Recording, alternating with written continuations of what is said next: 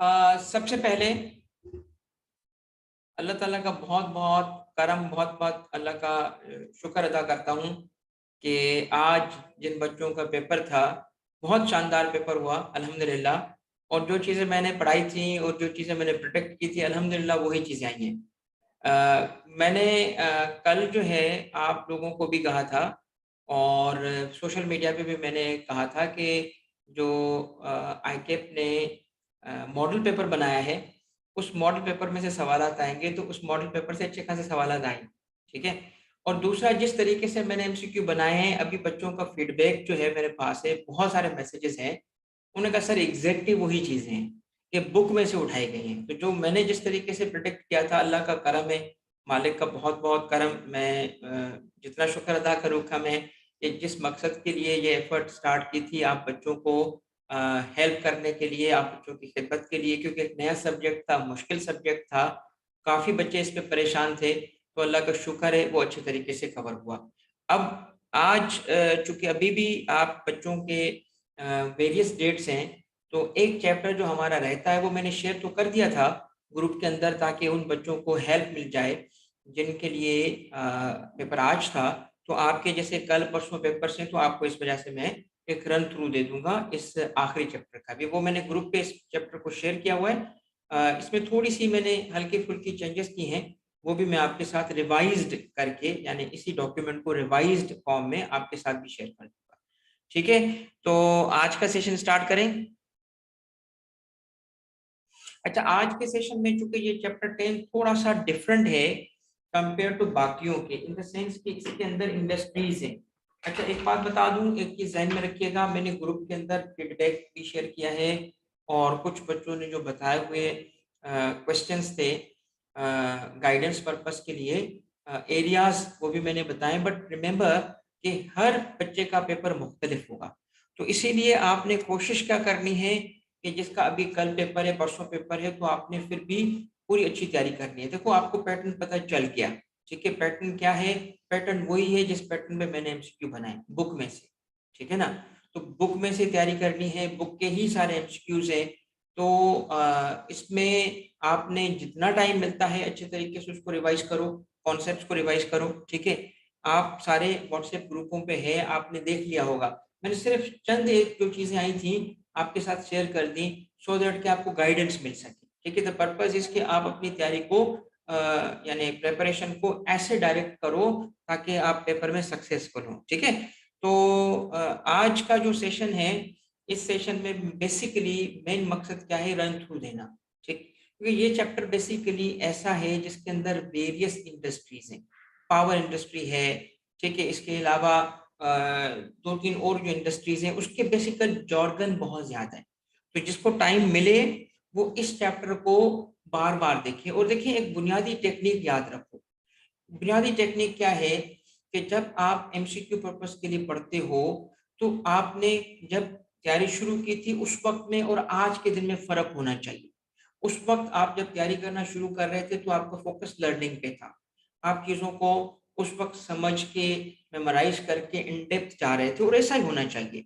मगर आज जब आप अगर किसी एरिया को उठाते हो और अगर किसी एरिया में फँस जाते हो और उसी को सॉल्व करने की कोशिश करोगे और उसमें ज़्यादा टाइम लगा दोगे, तो आप उसके ज़रिए ज़्यादा से ज़्यादा 5 या ज़्यादा से ज़्यादा कोई 3 मार्क्स सिक्योर करोगे। मगर जो एरिया कवर नहीं कर पाओगे, क्योंकि टाइम का मीटर तो चल रहा है, तो जो एरिया नहीं कवर कर पाओगे उसकी वजह से 10-15 मार्क्स लूज़ कर दोगे। तो तरीक़ेकार सुन लो, तरीक़ेकार क्या है? आपने किसी जगह पे रुक के हँसना नहीं है, नहीं समझ आ रहा छोड़ दो, ठीक है? आगे बढ़ो, ताकि उस एरिया को रिवाइज़ कर लो। तो बार-बार तरीक़ेकार क्या है? क्योंकि ये रिकॉग्निशन बेस्ड एग्ज़ाम है, इसमें हमें रिकॉग्नाइज़ करना पड़ता है। एमसीक्यू में क्या करना पड़ता है? रिकॉग्नाइज़, ठीक है? और चंद एक सवालात हैं जिसमें रिकॉल करना पड़ रहा है, मगर प्रीडोमिनेंटली ये रिकॉग्निशन बेस्ड है। तो जो सही होगा ना, वो नज़र आ जाएगा कि ये चीज़ सही है। इसीलिए ज़्यादा से ज़्यादा रिवीजन पे फ़ोकस रखें और ज़्यादा से ज़्यादा जो आपके पास एमसीक्यूज़ मेरे हैं, उनको बार-बार रिवाइज़ करो। अ, टाइम मिलता है तो मोबाइल एप्लीकेशन जो एडेंटी है, उसमें से उसको सॉल्व करो। बट मेरे कहने का मकसद है कि ये कवरेज ज़्यादा से ज़्यादा, चैप्टर 1 से चैप्टर 10 तक कवरेज करनी है, ठीक है? तो आज हम चैप्टर 10 को देखेंगे, मगर मैं इसको सदाम, आपने आज मेरी एक प्रोडिक्शन सुननी है, ठीक है। सबसे पहली चीज ये है कि आपने पढ़ाई को स्टॉप नहीं करना। सबसे पहली चीज याद रखो कि रुकना नहीं है, तैयारी जारी रखनी होती है। सबसे पहली चीज ये। नंबर 2, अभी सोचने की जरूरत ही नहीं है, ठीक है, कि क्या होगा, अच्छा ही होगा। अभी आप जो टाइम मिलता है पेपर से पहले उसको बिजी रखो खुद को पढ़ने में, बार बार रिवाइज करने में। इवन इफ चंद चीजें आपको याद नहीं भी हो रही हो, इवन इफ कुछ एरिया ऐसा भी है जो आपको नहीं आ रहा, फिर भी बेटा आपने कंटिन्यू करना है। Don't stop, keep moving, keep moving. याद रखना उस वक्त जब तुम्हें परेशानी हो ना, तो मेरे लफ्ज याद रखना कि मैं तुम्हें क्या एडवाइस कर रहा हूँ, कीप मूविंग, रुकना नहीं है, कीप मूविंग। देखो, जब आपने जो हिस्सा किया होता है बेटा, वो हिस्सा आपको नजर नहीं आता, आपको सिर्फ वो हिस्सा नजर आता है जो आपने नहीं किया। पेपर तो पूरे के पूरे सब्जेक्ट से बनता है, तो इंशाल्लाह अच्छा पेपर हो जाएगा। आप अपनी कोशिश अच्छी रखो, और बहुत बहुत दुआएं आप सबके लिए। जैसे माँ बाप की दुआएं होती हैं उनकी, और उस्ताद की दुआएं आपके साथ है। कल तुम ही मुझे मैसेज कर रहे होगे कि सर मेरा पेपर बहुत अच्छा हो गया। इंशाल्लाह सबका पेपर अच्छा होगा। आप सबने माशाल्लाह तैयारी की है, मेहनत की है। इस वक्त भी अगर आप बैठे हो क्लास में और सब बच्चों ने इतने, क्योंकि ऑब्वियसली मैंने अगर एफर्ट की है तो वो एफर्ट आप लोगों के लिए थी, और आप लोगों ने भी उसमें जान डाली। कैसे कि आपने उसको पढ़ा, आपने उसमें टाइम लगाया, आपने उसमें मेहनत की, ठीक है, आप रातों को जागे हो। तो अल्लाह ताला तो बेटा चोर की मेहनत भी रहेगा। मेरा तजुर्बा है, ये बात सुन लो, ये ना आज लिख लो भाई की बात, कि यार देखो, जब ये मैं जाती तजर्बे से बता रहा हूँ कि एक चोर होता है ना, उसकी मेहनत भी रहेगा नहीं जाती। वक्ती तौर पे आपको मेहनत करते हैं, कभी कभी वक्ती तौर पे थोड़े से फेलियर आते हैं, बट याद रखना, मैं उस पर भी आपको एक बात बताता हूँ, ये जो वक्ती फेलियर होते हैं बेटा, वो हमारी बड़ी सक्सेस के लिए होते हैं। उसमें से कोई ऐसी चीज, ऐसा पहलू निकल आता है, आपको ये बातें अभी नहीं समझ आएंगे, जब आप जिंदगी में आगे बढ़ोगे तो आपको नजर आएगी। जैसे मैंने देखा, अरे यार ये तो बहुत बुरा, आगे चल के यार शुक्र है ये हुआ था। ठीक है, चले बेटा, आज का जो सेशन है वो रिव्यू सेशन है। इसमें हम आज चूंकि टाइम की कमी है, कल आपका पेपर है, तो इस वजह से, और चैप्टर हम तकरीबन आप सके 9 चैप्टर्स को इन डेप्थ कर चुके हैं। 10वें चैप्टर के अंदर सिर्फ एक आसान सी चीजें हैं, कहीं कहीं पे थोड़ा सा जॉर्गन्स हैं जो जरूरी होंगे तो मैं एक्सप्लेन करूंगा, मगर साथ में इस चैप्टर को, क्योंकि इसके अंदर सीधी बातें बहुत ज्यादा हैं, तो इसको मैं पढ़ाने की टेक्निक भी चेंज कर रहा हूँ। बजाय कि मैं इसमें आपको टेस्ट करूं आपसे, जैसे बाकी मैंने 9 चैप्टर्स में किया है, इसको मैं डिफरेंट वे में करना चाहता हूँ, क्योंकि इसके अंदर हमें एक तो टाइम भी बचेगा, और आप बच्चों का इस वक्त टाइम बड़ा इंपॉर्टेंट है। मैं चाहता हूँ कि सेशन जल्द से जल्द एंड करूँ, ताकि आप इसी डॉक्यूमेंट को खुद पढ़ो, और बाकी ज्यादा से ज्यादा आप रिवीजन पे टाइम लगाओ। ठीक है, मेरा मकसद आज का सिर्फ ये है कि एक रन थ्रू दे दूं, थोड़ा सा गाइड कर दूं इस चैप्टर पे आपको, ठीक है ना। इस चैप्टर को उस तरीके से मैं कवर नहीं करूंगा। ओके, बिल्कुल, थैंक यू बेटा। तो उस तरीके से कवर नहीं करूंगा। मकसद क्या है, मकसद सिर्फ मेरा ये है कि ताकि आपका पेपर जो है उसमें आपके लिए इस वक्त जो टाइम है वो रिवीजन पे लगे। ठीक है, इस चैप्टर को मैंने इस वजह से आपके सामने शेयर कर किया है इन द फॉर्म ऑफ के सॉल्यूशंस भी सामने अपीयर हो रहे हैं। सिर्फ मैं आपको गाइड करता हुआ चलूंगा, और कोशिश करूंगा कि आपका कम से कम टाइम लूँ आज, ताकि फिर आप अपने रिवीजन पे लग जाओ। मगर याद रखना, कल इंशाल्लाह पेपर अच्छा होने जा रहा है, और उसके लिए जैसे क्लास एंड होती है और जैसे पेपर होता है, टाइम नहीं जाया करना, रिवाइज करते रहो, रिवाइज करते रहो। ठीक है, और ग्रुपों में जो मैंने बच्चों के फीडबैक भेजे उसको भी तरह देखो, और साथ में कोशिश क्या करनी है, आपने कोशिश करनी है कि ज्यादा से ज्यादा कवरेज हो, ज्यादा से ज्यादा। हर एक को इन डेप्थ घुसने के बजाय बेशक आप उसको ऊपर ऊपर से, बट देखते जाओ, देखते जाओ, और कुछ टर्म्स पे रुको। और जो कहते हैं ना, to catch a killer, think like a killer. To catch a killer, think like a killer. तो think like an examiner, examiner क्या चीज पूछेगा, ये टर्म हो सकता है, ये चीज हो सकती है, ठीक है ना। इस तरीके की चीजें देखते हुए आप बिस्मिल्लाह पढ़ के आपने जो है वो रिवीजन स्टार्ट करना है। मैं भी बिस्मिल्लाह पढ़ के आज का सेशन स्टार्ट करता हूँ। आज का सेशन लर्निंग बेस्ड नहीं होगा, आज का सेशन रिव्यू बेस्ड होगा। ठीक है, आज हम सिर्फ रिव्यू करेंगे, लर्निंग बेस्ड नहीं होगा। और इस सेशन को जो बच्चे अगर करंट अटेम्प्ट के लिए नहीं देख रहे, यानी जिनका अगर सपोज करो कि जी ये कोई और अटेम्प्ट होगा, जैसे अगले अटेम्प्ट में वो पेपर देना चाहते हैं, तो उनके लिए मैं एक बात बताऊं कि अल्हम्दुलिल्लाह आप बच्चों के जो प्यार, और आप बच्चों की जिस किस्म की इज्जत सामने आई है, तो ये मैंने अब अगले बैच के लिए भी डिसाइड कर लिया है कि मैं बच्चों को हर बैच में इन एमसीक्यूज की तैयारी करवाता रहूँगा। और ऑब्वियसली ये सब्जेक्ट जो है टेक्स्ट के अलावा मेरा एक फेवरेट सब्जेक्ट है, तो मैं इसको पढ़ाना भी शुरू कर दूंगा। बट बहरहाल ये एमसीक्यू की प्रैक्टिस और ये तो इंशाल्लाह अब हर बैच के लिए बच्चों के लिए करूंगा। मैं अनाउंस कर दूंगा एक बैच, ठीक है, ईद के बाद। तो आपके जो दोस्त हैं जो कि अभी अगले अटेम्प्ट में आएंगे उनको बता दीजिएगा, ठीक है।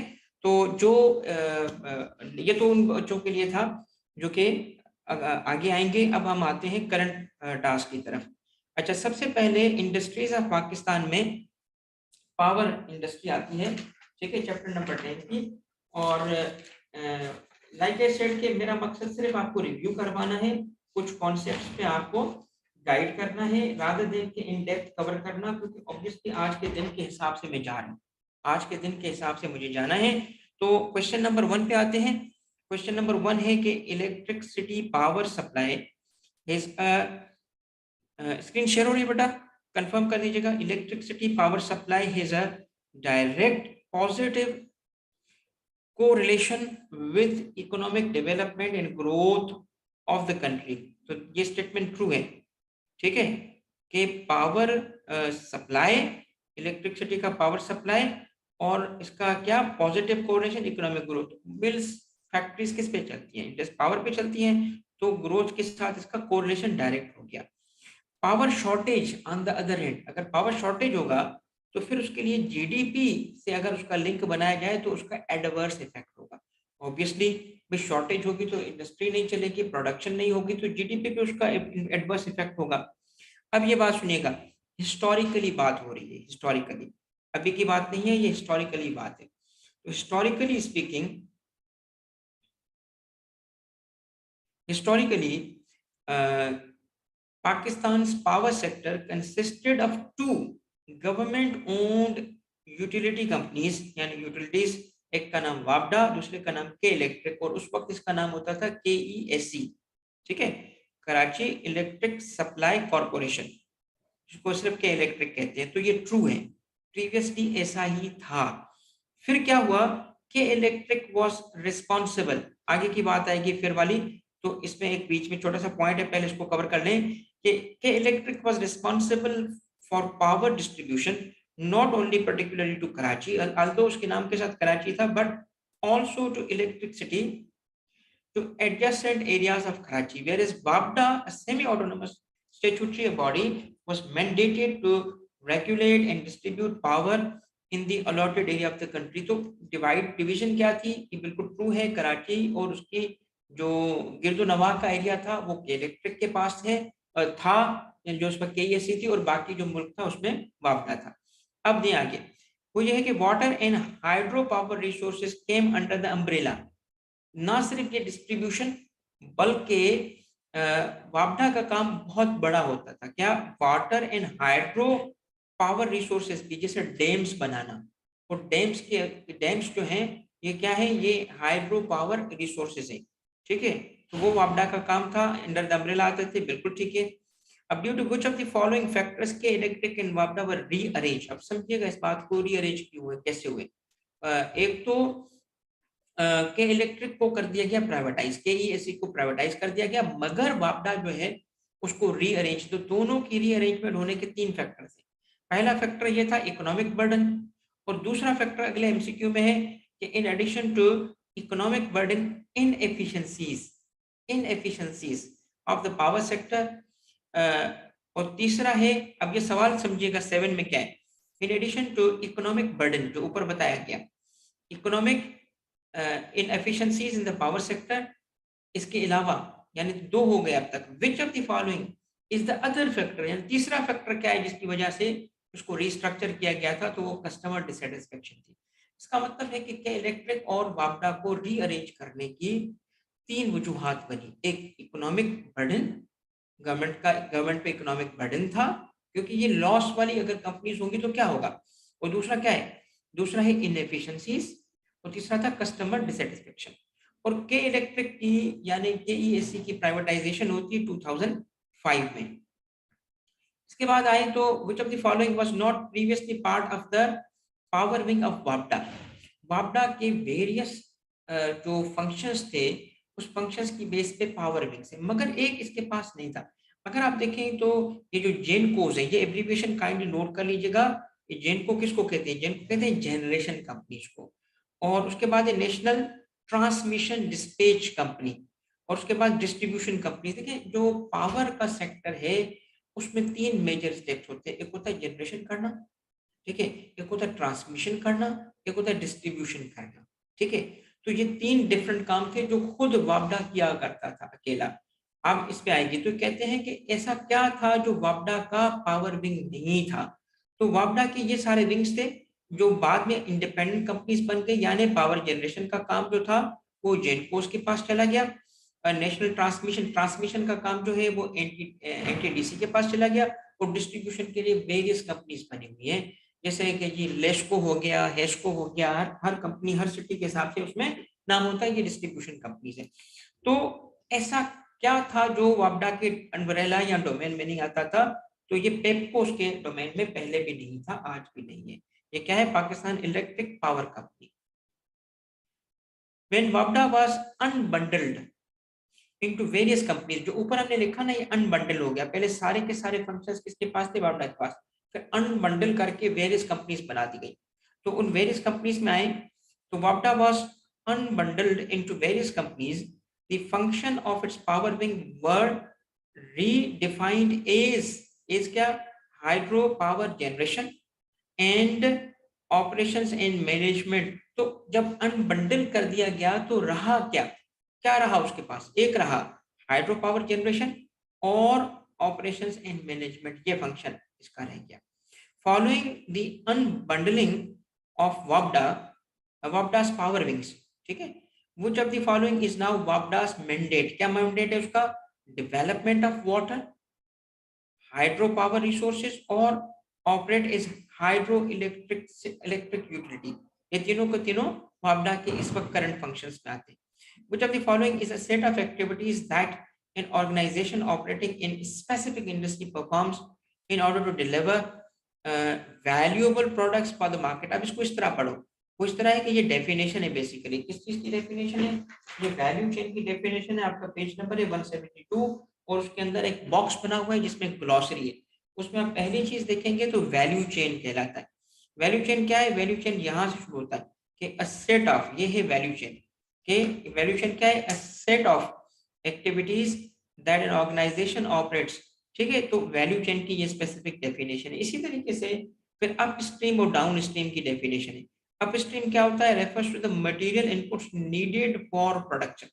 जो इनपुट्स मटेरियल इनपुट्स होंगे जैसे रॉ मटेरियल हो गया, तो इनको क्या किया जाता है? अपस्ट्रीम। और फिर क्या होता है? While down stream is opposite and. तो एक तरफ से इनपुट्स आ रहे हैं तो दूसरी से आउटपुट होगा। आउटपुट क्या होगा? वो प्रोडक्शन होगी और उसकी डिस्ट्रीब्यूशन होगी। ये दो टर्म्स और ये वाला एमसीक्यू खास तौर पे देखिएगा।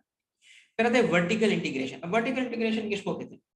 वर्टिकल इंटीग्रेशन में जो फंक्शंस थे जो मैंने आपको गिनवाए 3, प्रोडक्शन का फंक्शन, ट्रांसमिशन का फंक्शन और डिस्ट्रीब्यूशन का फंक्शन। ये वर्टिकल इंटीग्रेशन का मतलब है ये एक ही कंपनी इंटीग्रेटेड हो, एक ही कंपनी परफॉर्म करे। तो refers to arrangement in which supply chain of a company is integrated and owned by that company. यानी इसका मतलब पूरा supply chain owned by one company होगा। तो पावर के हिसाब से आप देखें तो तीनों फंक्शंस एक कंपनी परफॉर्म करी होगी, और बाकी अगर देखें तो बाकी कंपनीज भी इस तरह वर्टिकली इंटीग्रेटेड हो सकती है। मगर इसमें की बात क्या थी? ओन्ड बाय, ठीक है ना? ओन्ड बाय, तो वो एक ही होने चाहिए, एक एंटिटी के अंदर ही वो सारी चीजें होनी चाहिए। डैश यानी supply chain. Supply chain refers to, यहां से देखें, इंटायर प्रोसेस, ये है सप्लाई चेन की definition. Entire process of making and selling commercial goods including every stage from the supply of materials and the manufacture of goods through to the distribution and sale. Entire जो chain है इसको supply chain कहा जाता है। Capital intensive, ये आसान है। ये कैपिटल इंटेंसिव किसको कहते हैं? कैपिटल इंटेंसिव कहते हैं the degree that a company must invest money in physical or financial assets in order to produce a profit। एक कैपिटल इंटेंसिव होता है और एक होता है लेबर इंटेंसिव। तो जिसमें फिजिकल गुड्स पे, फिजिकल चीजों पे या फाइनेंशियल चीजों पे इन्वेस्टमेंट ज्यादा हो उसको कैपिटल इंटेंसिव कहते हैं, जिसमें लोगों पे ज्यादा हो उसको लेबर इंटेंसिव कहते हैं। बट क्योंकि ये जो सारी कंपनीज हैं, ये पावर है वो कैपिटल इंटेंसिव है, इस वजह से ये डेफिनेशन दी गई है, और लेबर इंटेंसिव की डेफिनेशन नहीं है इस चैप्टर के अंदर। Which part of the value chain a power plant is called generation और जनरेटर्स? तो अपस्ट्रीम, ठीक है, अपस्ट्रीम को कहा जाता है। Which of the following sources are used for generating electric power? तो तीनों, थर्मल भी होता है, रिन्यूएबल एनर्जी भी होती है, और फ्यूल भी होती है। ये सारे सोर्सेज होते हैं। कौन से? थर्मल, रिन्यूएबल और फ्यूल। थर्मल में क्या आता है? जो कंबस्टन चैम्बर के थ्रू वो जो ऑयल के थ्रू इलेक्ट्रिसिटी बनाई जाती है, ठीक है। Which of the following can be used to generate electricity? Natural gas, coal और फर्नेस ऑयल तीनों होते हैं इस्तेमाल। सोलर के बारे में क्या है? Which of the following cannot be considered is the source of fuel used by thermal technology? Thermal technology में क्या होता है? फ्यूल हाइड्रोकार्बन यूज हो रहे होते हैं, सोलर में नहीं आता। यहाँ देखिए हाइड्रोकार्बन है, ये देखिए हाइड्रोकार्बन है, ठीक है, और ये है सोलर, तो इस वजह से ये है। Which of the following are included in renewable technologies? Renewable technologies की हाइड्रो सोलर, क्योंकि देखिए टेक्नोलॉजीज क्यों? क्योंकि जो एनर्जी है उसके लिए क्या कहा जाता है कि एनर्जी अपना शेप चेंज करती है, ठीक है, खत्म नहीं हो जाती, तो इस वजह से ये रिन्यूएबल है सारे। When the turbine generates electricity, its voltage is significantly increased by passing it through। अब उसकी जो वोल्टेज है कैसे बढ़ाई जाती है? सेटअप ट्रांसफार्मर्स के थ्रू। सेटअप ट्रांसफार्मर्स के थ्रू वोल्टेज बढ़ाई जाती है। फिर वो जब ट्रांसमिशन लाइन्स होती हैं उसको कैरी करती हैं, तो जब हमारे मोहल्ले में पहुंचता है, हमारे घरों तक, वो वोल्टेज को कम किया जाता है। कैसे किया जाता है? पीएमटी के थ्रू किया जाता है, जो पीएमटी लगे होते हैं, ठीक है। यहाँ इसलिए बढ़ाई जाती है ताकि उसे एक लंबा सफर तय करना होता है ट्रांसमिशन लाइंस के through. While transmission, once the high voltage electricity reaches the grid after passing through the setup transformers, electricity is reduced in voltage again through the use of transformers to make it safe for the use। तो ये वो बात थी, ये true है, उसका voltage फिर कम किया जाता है ट्रांसफार्मर्स के थ्रू।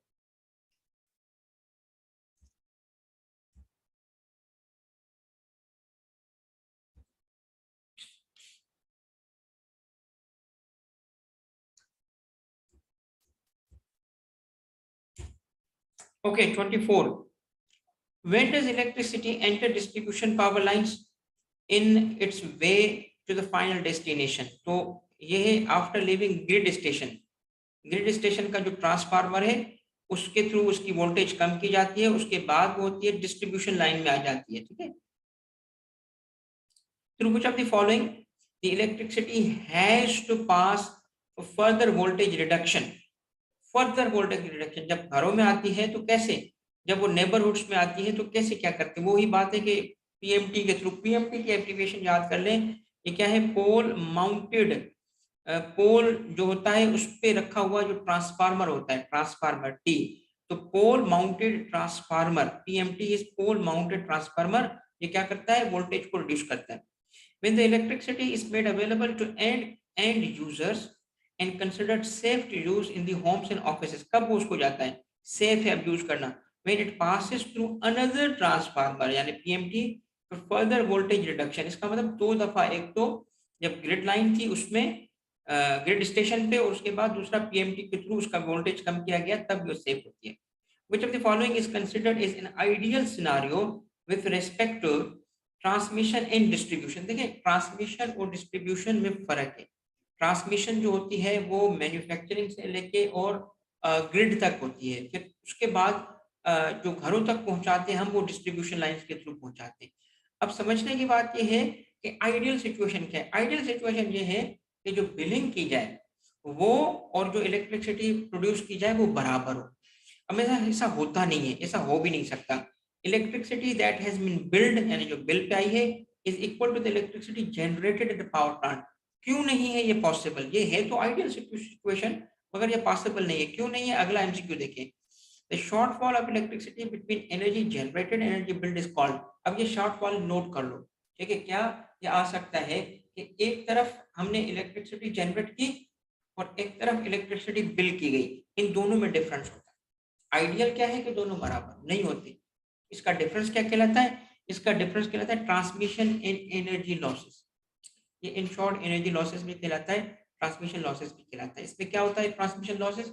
जो इलेक्ट्रिसिटी मूव करती है जिन वायर्स के थ्रू, वो वक्त के साथ वो रेजिस्ट करते हैं, तो वहां पे लॉस होता है।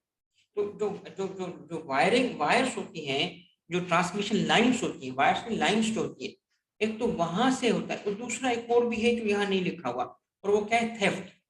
थेफ्ट। इस वजह से दो रीजंस होती है जिसकी वजह से जो इलेक्ट्रिसिटी होती है वो मैन्युफैक्चर्ड या जनरेटेड और बिल्ड में फर्क आ जाता है। एक ट्रांसमिशन लाइंस और एनर्जी लॉसेस की वजह से, और दूसरा थेफ्ट की वजह से। Which of the following serves electricity to adjacent area of Karachi? Karachi और उसके गिरदोनवा कौन करता है? Electric. Which of the following is the only vertically integrated company in the power sector involved in generation, transmission and Pakistan में सिर्फ एक company है जो vertically integrated है। इसका मतलब है कि जनरेशन करना, ट्रांसमिशन करना और डिस्ट्रीब्यूशन करना, ये सारे एक कंपनी खुद कर रही होती है, और वो के इलेक्ट्रिक है। अपार्ट फ्रॉम के electric, all Pakistan power sector is sum of generation, transmission and distribution companies। जबकि पूरे मुल्क में अलग अलग कंपनीज हैं। जनरेशन कंपनीज अलग है, जेनकोस, ठीक है, ट्रांसमिशन कंपनीज अलग है और डिस्ट्रीब्यूशन कंपनीज अलग है। Working in each segment, yes, हर कोई अपने अपने सेगमेंट में काम कर रहा है, ट्रू। अच्छा, काइंडली मुझे बच्चा बताइएगा, समझ आ रही चीजें? थोड़ी सी मैंने टेक्निक चेंज की है आज के दिन के हिसाब से, बट चीजें समझ आ रही हैं। बेसिकली ये आपको कोई रिवीजन दिया जा रहा है, ठीक है बेटा? ओके, चलो शाबाश शाबाश। Okay, which of the following wholly operates transmission and distribution lines? तो ट्रांसमिशन एंड डिस्ट्रीब्यूशन लाइंस किसका काम है? National transmission and dispatch companies का। याद रखिएगा क्या? NTDC, national transmission and distribution, transmission distribution companies. Which of the following also have share in power generation and small portion of transmission although owned privately? देखिए ये कहलाते हैं IPPs. IPPs क्या है? Independent power producers. Independent power producers का क्या काम है? इनका मेन काम क्या है? ये पावर जनरेशन के लिए 1990s में पाकिस्तान में ये आए थे इंडिपेंडेंट पावर प्रोड्यूसर्स, और इनका मेन काम क्या है? They have the share in power generation, main काम पावर जनरेशन का है, मगर इनके पास थोड़ा सा काम इवन किसका? ट्रांसमिशन का भी है। तो मेनली अगर कहा जाए कि आईपीपीज क्या है, तो हम क्या कहेंगे? आईपीपीज क्या है? आईपीपीज जनरेशन कंपनीज, ठीक है। Which of the following, IPPs को याद रखना, एब्रिविएशन को, independent power producers. In which of the following area the industry is particularly capital intensive? देखिए अभी हमने इसकी डेफिनेशन देखी थी, तो क्या है ये? पावर इलेक्ट्रिसिटी क्या है? Electricity is capital intensive. तो पॉइंट क्या है? इलेक्ट्रिसिटी जो है, इलेक्ट्रिसिटी जनरेशन क्या है? कैपिटल इंटेंसिव है। इसमें इन्वेस्टमेंट चीजों में करनी पड़ती है, लोगों में इतनी नहीं। प्राइसिंग यानी tariff in the power industry is determined bye, तो ये बेसिकली एक रेगुलेटेड सेक्टर है, जिसकी वजह से रेगुलेटर और गवर्नमेंट अथॉरिटीज जो है वो इसकी पावर टैरिफ को, कि कितने में इलेक्ट्रिसिटी बेची जाएगी, उसको फिक्स करते हैं। ये देखिएगा सब्सिडी, क्योंकि मैंने आपको टेस्टिंग नहीं करनी आज सिर्फ मैंने आपको रिव्यू और रिवीजन देनी है। तो क्या है? सब्सिडी आर, ऑब्वियसली टाइम की कमी की वजह से, तो आपका टाइम मैं चाहती हूँ ज्यादा रिवीजन पे लगे। Subsidy are provided by government in different segments to encourage or promote a certain segment of the economy or particular industry। तो देखिए बेसिकली क्या है, से कहते हैं किसको? सब्सिडी। अगर एक चीज 100 रुपए की मिल रही और वो से 100 रुपए उसकी फेयर मार्केट है, अब बनाई जाती है लेट सपोज के 30 रुपए की, 70 रुपए की बनाई जाती है, 30 रुपए का प्रॉफिट है। तो इस केस में 30 रुपए एक कंपनी को कमाने में मिलते हैं, मगर 30 रुपए से अगर देखा जाए तो वो कम पे वो काम नहीं करेंगे। अब हम चाहते हैं, गवर्नमेंट चाहती है कि वो सस्ता बिके, 100 रुपए का नहीं 90 का बिके। तो जो 10 रुपए का लॉस है वो गवर्नमेंट पूरा करती है, गवर्नमेंट वो पैसे देती है सब्सिडी की फॉर्म में। तो मकसद क्या होता है सब्सिडी का, किसी भी सेक्टर को जब सब्सिडी देंगे तो हम उसको इनकरेज या प्रमोट कर रहे हैं, और क्यों कर रहे हैं, ताकि उस इंडस्ट्री को और उसके कंज्यूमर्स को बेनिफिट मिले, मेनली उसके कंज्यूमर्स को वो चीज सस्ती मिले। टैरिफ, टैरिफ पे ये सवाल है, which of the following is determined by the regulator on the basis of fixed rate of return on investment plant over life contract period to ensure investors and is contracted। देखिए basically जब tariff fix किया जाता है, यानी कि कितने पे electricity को सेल किया जाएगा, तो ये भी देखा जाता है कि जी इतना सस्ता ना हो कि कोई इस सेक्टर में इन्वेस्टमेंट ही ना करे, और अगर इस सेक्टर में इन्वेस्टमेंट नहीं करेगा तो हमारे मुल्क में आउटेजेस और शॉर्टेजेस रहेंगी, तो हमारे लिए नुकसान थे। तो एक रीजनेबल प्राइस भी हो मगर उनको कुछ कमाने का चांस भी मिले। तो टैरिफ के फिक्सेशन में जिन फैक्टर्स को आगे रखा जाता है वो रखा जाता है फिक्स रेट ऑफ रिटर्न। कि फिक्स रेट ऑफ रिटर्न क्या है, जैसे आईपीपीएस को कहा गया था कि आप इतने पैसे लगाओ, आपको इतने, तो गवर्नमेंट आपसे जो इलेक्ट्रिसिटी होगी गवर्नमेंट परचेज करेगी, तो आपसे इलेक्ट्रिसिटी गवर्नमेंट परचेज कितने में करेगी वो फिक्स होता है, तो इसका मतलब उनको इतने पैसे दिए जाएंगे।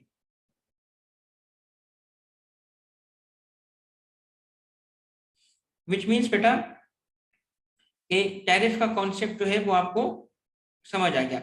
While determining the tariff on the basis of fix rate of return on investment, इतनी इन्वेस्टमेंट पे इतना फिक्स रिटर्न मिलेगा over plant life, over period of time के कितना होगा, all cost variants are admissible. All cost variants are admissible का मतलब ये है कि जो देखिए ना सिर्फ ये रिटर्न होगा बल्कि जितनी कॉस्ट होगी वो भी एडमिसिबल होगी, यानी आपकी जो कॉस्ट लगी है वो भी इन अ वे। अब इसके बड़े एक्सक्लूसिव किस्म के एग्रीमेंट्स होते हैं। Which of the government of Pakistan, to whom government of Pakistan issues guarantee backing up the payment obligations of the power purchaser। Power purchaser की गारंटी के आपसे पावर हम परचेज करेंगे, और इसके अलावा क्या उसको क्या दिया, गारंटी दी। तो किसको दी गई थी ये गारंटी, आईपीपीएस को दी गई थी, इंडिपेंडेंट पावर प्रोड्यूसर को दी गई थी, ताकि वो इन्वेस्टमेंट करें। although with the contribution of private sector mainly in generation segment, the power sector has high dominance of the government through। ये सब तो आईपीपीएस तो हैं, मगर आईपीपीएस जैसे बाहर की दुनिया है उसमें ज्यादा है, प्रीडोमिनेंट है। हमारे मुल्क में क्या है, गवर्नमेंट प्रीडोमिनेंट करेगी। Which of the following is highly regulated sector, power is a highly। अब अदर एग्जांपल्स भी हैं, जैसे ना सिर्फ पावर बल्कि इवन जो पेट्रोलियम की प्रोडक्ट्स हैं वो भी आपको पता है कि गवर्नमेंट उसका रेट्स फिक्स करती है, तो वो भी रेगुलेटेड है।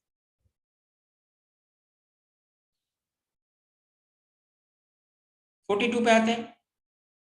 Which of the following is the regulatory authority and autonomous body mandated by law to regulate the power sector। अब तक वो रेगुलेटर का नाम नहीं ले रहा था, अब उसने नाम लिया। नाम क्या है उसका, नेप्रा। ठीक है, NEPRA is an autonomous body mandated by law to regulate the power sector to ensure that the interest of investors and consumers are protected and competitive environment maintained। तो एक तरफ तो इन्वेस्टर के इंटरेस्ट को प्रोटेक्ट करना और दूसरी तरफ कंज्यूमर को, तो इस वजह से रेगुलेशन की जरूरत है। क्योंकि देखिए इलेक्ट्रिसिटी के बगैर कोई नहीं रह सकता। अगर कंज्यूमर हाई प्राइस चार्ज करेगा विदाउट सब्सिडी, यानी सप्लायर, तो कंज्यूमर जो होगा उसको तो लेनी लेनी है, इलेक्ट्रिसिटी के बगैर कैसे जिंदगी गुजारेगा, तो उसकी जिंदगी मुश्किल हो जाएगी, क्योंकि सारे पैसे उसके परचेज ऑफ इलेक्ट्रिसिटी में रहेंगे, तो वो बाकी काम या बाकी खाए पिएगा कैसे। इस वजह से रेगुलेशन की जरूरत है।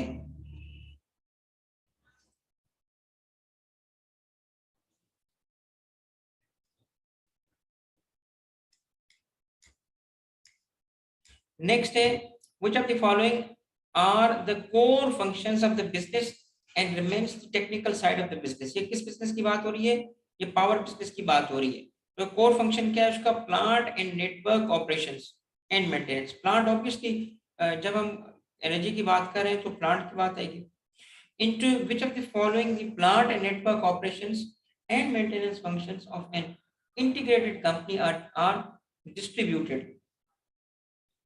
while others will be confined to their relevant area। तो ये बात तो पहले ही हमें पता है कि इंटीग्रेटेड के अंदर प्लांट एंड नेटवर्क ऑपरेशंस का या जो उसके कोर ऑपरेशन है उसमें जनरेशन आता है, डिस्ट्रीब्यूशन आता है और ट्रांसमिशन आता है। क्यों? ये वर्टिकली इंटीग्रेटेड है, इसके अंदर तीनों चीजें आ जाएंगी। ये किसकी बात हो रही है, किस ऑर्गेनाइजेशन की बात हो रही है? ये बात हो रही है इंटीग्रेटेड ऑर्गेनाइजेशन, इंटीग्रेटेड कंपनी की बात हो रही है। और अगर वो इंटीग्रेटेड नहीं होगी तो ये अलग अलग कंपनीज होंगी, अलग अलग function. Which of the following is the support department in a power company? अब सपोर्ट डिपार्टमेंट की एब्रीविएशन भी याद कर लें, इसको कहते हैं HSC, HSE, HSE। HSE क्या है? HSE है हेल्थ, सेफ्टी एंड एनवायरनमेंट। इस सेक्टर के लिए ये बड़ा इंपॉर्टेंट है। Which of the following is not the support department in a company? तो फाइनेंस, प्रोक्योरमेंट और regulatory.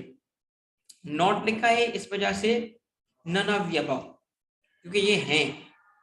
Apart from marketing and communication, information technology and billing functions are the support departments of the बेशक कोई शक नहीं है कि इसमें support, like all other industries, which of the following departments oversees the entire management along the management of the company?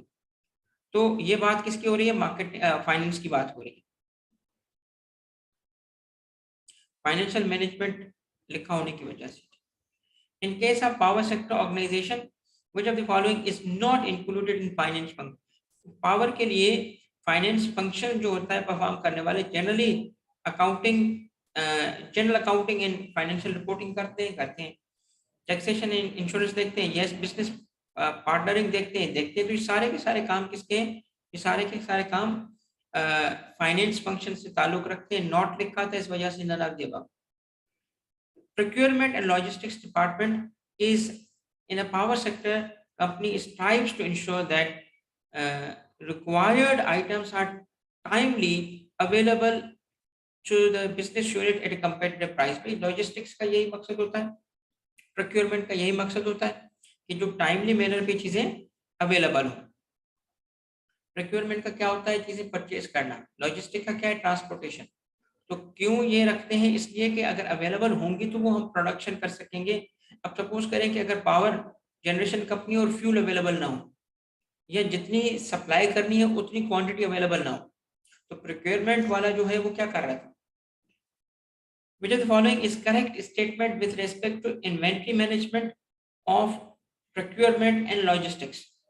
तो C is correct. It ensures that stores and spares are kept in pristine condition and ready for use when the need arises। ठीक है, ये किसका काम है? Inventory management का काम है। What is the role of procurement in logistics? To schedule maintenance of plant and machinery during low demand season, अगर डिमांड ना हो जैसे विंटर में, और plan the overall logistic cycle accordingly. तो बेसिकली जो प्रोक्योरमेंट जो लॉजिस्टिक्स है, one of their function is this B, a large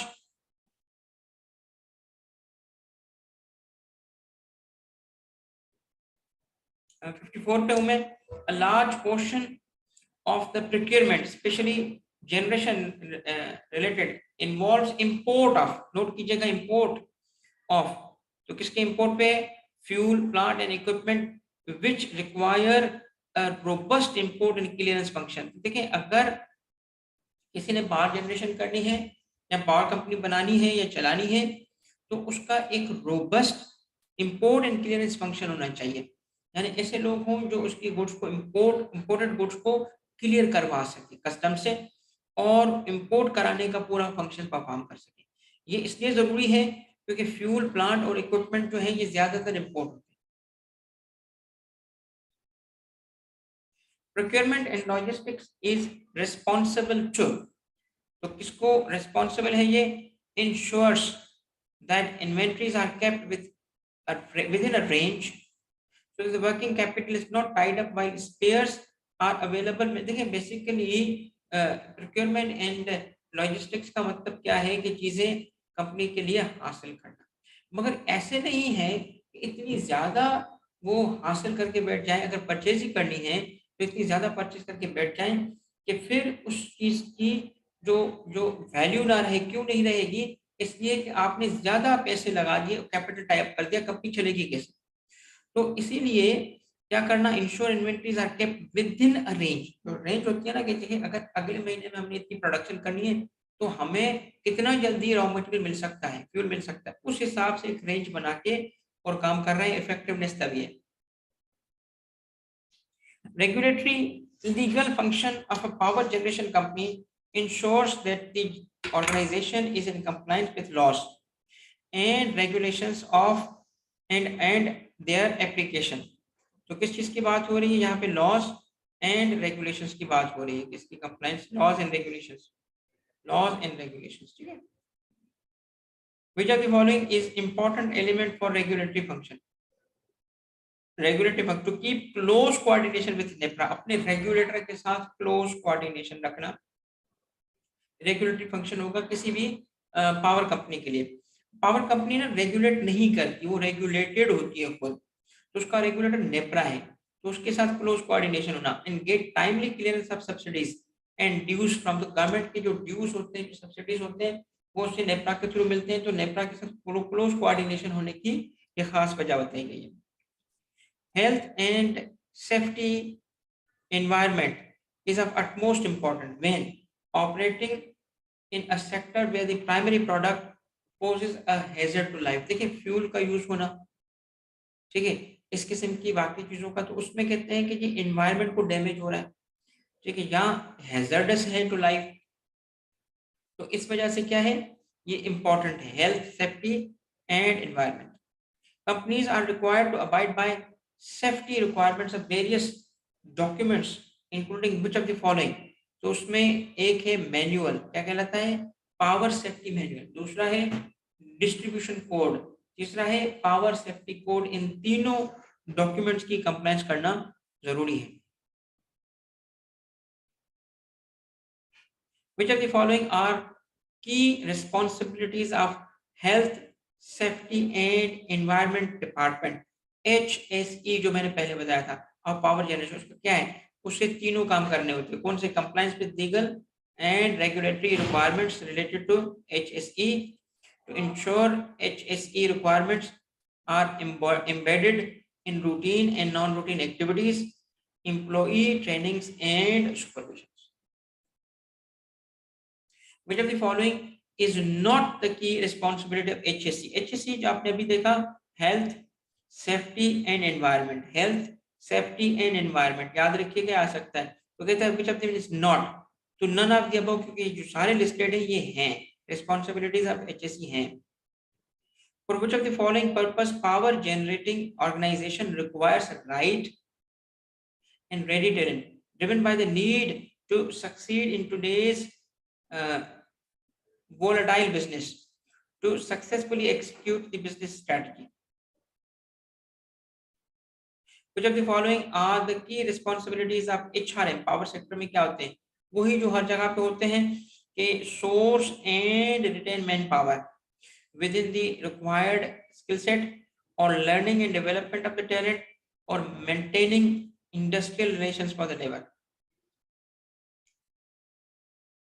64 mapping the needs of employees in various segments and expectations of the company is one of the key responsibility of human resource department of power company। So this is a true statement। 65 due to which of the following reason the support of information technology department is necessary for power company? Because the value of real-time information is ever more with fast-paced business realities of today। फिर है information technology function facilitates IT via use of software and hardware to provide its users with tools to extract, utilize, analyze and present data। तो ये बात दुरुस्त है, ये वैसे generally भी दुरुस्त है और पावर कंपनी के लिए भी दुरुस्त है। Which of the following is one of the largest industry? Textile, second segment की तरफ हम आ चुके हैं, सेकंड सेक्टर की बात हो रही है और वो कौन सा है? टेक्सटाइल है। अच्छा, अब टेक्सटाइल के बारे में ये है कि इसके अंदर बहुत सारे प्रोसेसेस हैं और ये वो चीजें हैं कि जिसके अंदर छोटे छोटे टर्म्स हैं, ठीक है, छोटे छोटे टर्म्स हैं तो इस वजह से ऑब्वियसली हम हर एक आज के दिन के हिसाब से, आज के दिन की सूटेबिलिटी के हिसाब से हम जाएंगे, तो हर एक चीज की तफसील नहीं करेंगे, क्योंकि आज पर्पस हमारा क्विक रिवीजन है, ठीक है। क्योंकि आपका पेपर है, तो मैं अगेन एंड अगेन क्या बोल रहा हूँ कि मुझे कोशिश क्या करनी है कि कंप्लीट चैप्टर में विद इन द टाइम कर सकूं, वरना ऑब्वियसली ये चैप्टर थोड़ा सा लेंथी है और इसको ज्यादा टाइम लग जाएगा, मगर हमारे पास आज टाइम है नहीं, तो आपका टाइम कीमती है, आपको रिवीजन भी करना है। इस वजह से टेक्सटाइल के बारे में जो चीजें आ रही है मैं उनमें से रेलेवेंट को एक्सप्लेन करूंगा, वरना हम थोड़ा सा आगे जाएंगे। आप उसको इंडिपेंडेंटली भी इस चैप्टर को एक दफा मेरे साथ देख रहे हो और एक दफा कम से कम आप इंडिपेंडेंटली भी देख लीजिएगा। ग्रुप में ये मैंने शेयर कर दिया था, अब दोबारा शेयर करूंगा क्योंकि हल्की फुल्की चेंजेस किए मैंने। तो 68 से आते हैं, textile industries play a vital role in contributing to country's economy through, कैसे? इंडस्ट्रियल प्रोडक्शन बढ़ाते हैं, हाई एम्प्लॉयमेंट अपॉर्चुनिटीज हैं, ब्रिंगिंग इन फॉरेन एक्सचेंज, सारे ठीक हैं। Which of the following industry is going through tremendous changes with respect to globalization and many economic challenges? तो globalisation की वजह से खास तौर पे जब ये जो WTO वर्ल्ड ट्रेड ऑर्गेनाइजेशन से इसकी लिमिटेशंस, इसके स्टैंडर्ड्स की वजह से ये जो टेक्सटाइल इंडस्ट्री है उसको ठीक ठाक चैलेंज फेस करना पड़ा। वजह कि जी इसमें कोई ना कोई बहाना करके पाकिस्तान जैसे कंट्रीज की टेक्सटाइल को डिस्करेज किया जा रहा था कि जी आपके पास की चाइल्ड लेबर है, आपके पास डेमोक्रेसी नहीं है, आपके पास ये नहीं है, वो नहीं है। तो जिसका भी इस इंडस्ट्री से कनेक्शन था तो इसको ठीक ठाक ग्लोबलाइजेशन की वजह से चैलेंज हुआ। Which of the following factor which of the following factor placed textile industry is the single largest manufacturer sector of the country? तो कौन सी चीज है जिसकी वजह से इसको सिंगल लार्जेस्ट मैन्युफैक्चरर कहा जाता है, और उसकी वजह क्या है कि इसमें इन्वेस्टमेंट और वैल्यू एडिशन ज्यादा है, फॉरेन एक्सचेंज अर्निंग्स इसमें ज्यादा है, रेवेन्यू जनरेशन इसमें ज्यादा है। इन तीनों बेसिस पे all of the above is correct. तो इन तीनों की वजह से इसको प्लेस किया जाता है is the single largest manufacturer. 71 proportion of textile industry is a proportion of textile industry in the country's economy with its contribution to exports in terms of GDP employment placed the industry as the 8th largest exporter of textile in Asia. True, note कर लें 8 number 8, ठीक है ना, 10 से 2 कम, 8th largest export of textile commodities in Asia, ठीक है। Which of the following, अब ये वो एग्जामिनर ये कर सकता है कि इन यूरोप कर दे, एशिया को याद रखना। काइंडली बताइएगा बच्चों, आवाज ठीक है मेरी? आवाज ठीक है बेटा? ओके, तो यहाँ अगर वो नोट कीजिएगा सवाल पढ़ते हुए कि 8th है तो सही, बट इन एशिया है, ठीक है, ये यूरोप नहीं है, इन द वर्ल्ड नहीं है, तो उस हिसाब से फॉल्स हो जाएगा।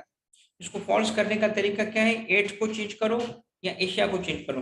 Which of the following is the main factor to contribute to huge development of textile industry? तो वो क्या है? Production of cotton. Single most क्यों है? क्योंकि जो कॉटन प्रोड्यूसिंग कंट्री है और जितना कॉटन क्वालिटी प्रोड्यूस होगा क्वांटिटी में ज्यादा होगा, तो उसकी वजह से डेवलपमेंट पे इसका इफेक्ट पड़ेगा, ठीक है। Textile sector is the major contributor to Pakistan's total exports.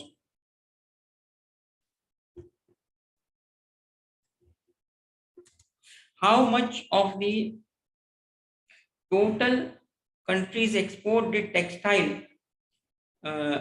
represent in the financial year fiscal year 2020? तो आप देखें कि मेजर कंट्रीब्यूटर है एक्सपोर्ट्स में 57% जहां से था, 57%, 2021 में 57%, 57। हफ्ते में कितने दिन है? 7। वर्किंग डे कितने हैं? 5। अब तो 6 हो गए, बट 5 होते थे, तो 57।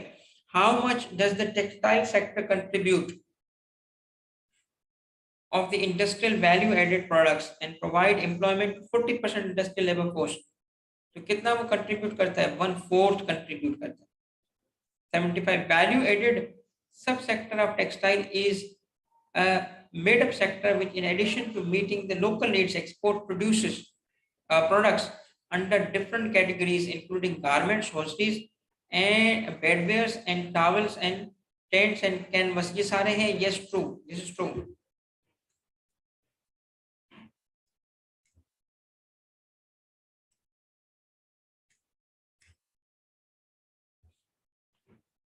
(76) including stitching. Which of the following is also included in the subsectors within textile industries? तो कौन से सेक्टर्स होते हैं? अब थोड़ा सा इसको समझ लें. स्पिनिंग, वीविंग और प्रोसेसिंग. टेक्सटाइल के अंदर जो होते हैं मुख्तलिफ प्रोसेसेस होते हैं. जैसे अब अगर कॉटन है, इसमें खैर आगे आएगा. कॉटन है, उसमें कॉटन को उस प्लांट से, उसके लीफ से हटाने को, फिर उसको प्रोसेस करके यान या धागे में कन्वर्ट करने को, और फिर उस यान को फैब्रिक में कन्वर्ट करने को, हर एक स्टेज के लिए नाम रखे गए हैं. वो आ रहे हैं अभी आगे. और एसोसिएशन क्या है टेक्सटाइल की? उसको क्या कहते हैं? एप्टमा कहते हैं. एप्टमा, एप्टमा. ठीक है, एप्टमा. उसको क्या पढ़ा जाता है? एप्टमा पढ़ा जाता है. एप्टमा में क्या? All Pakistan textile mills association.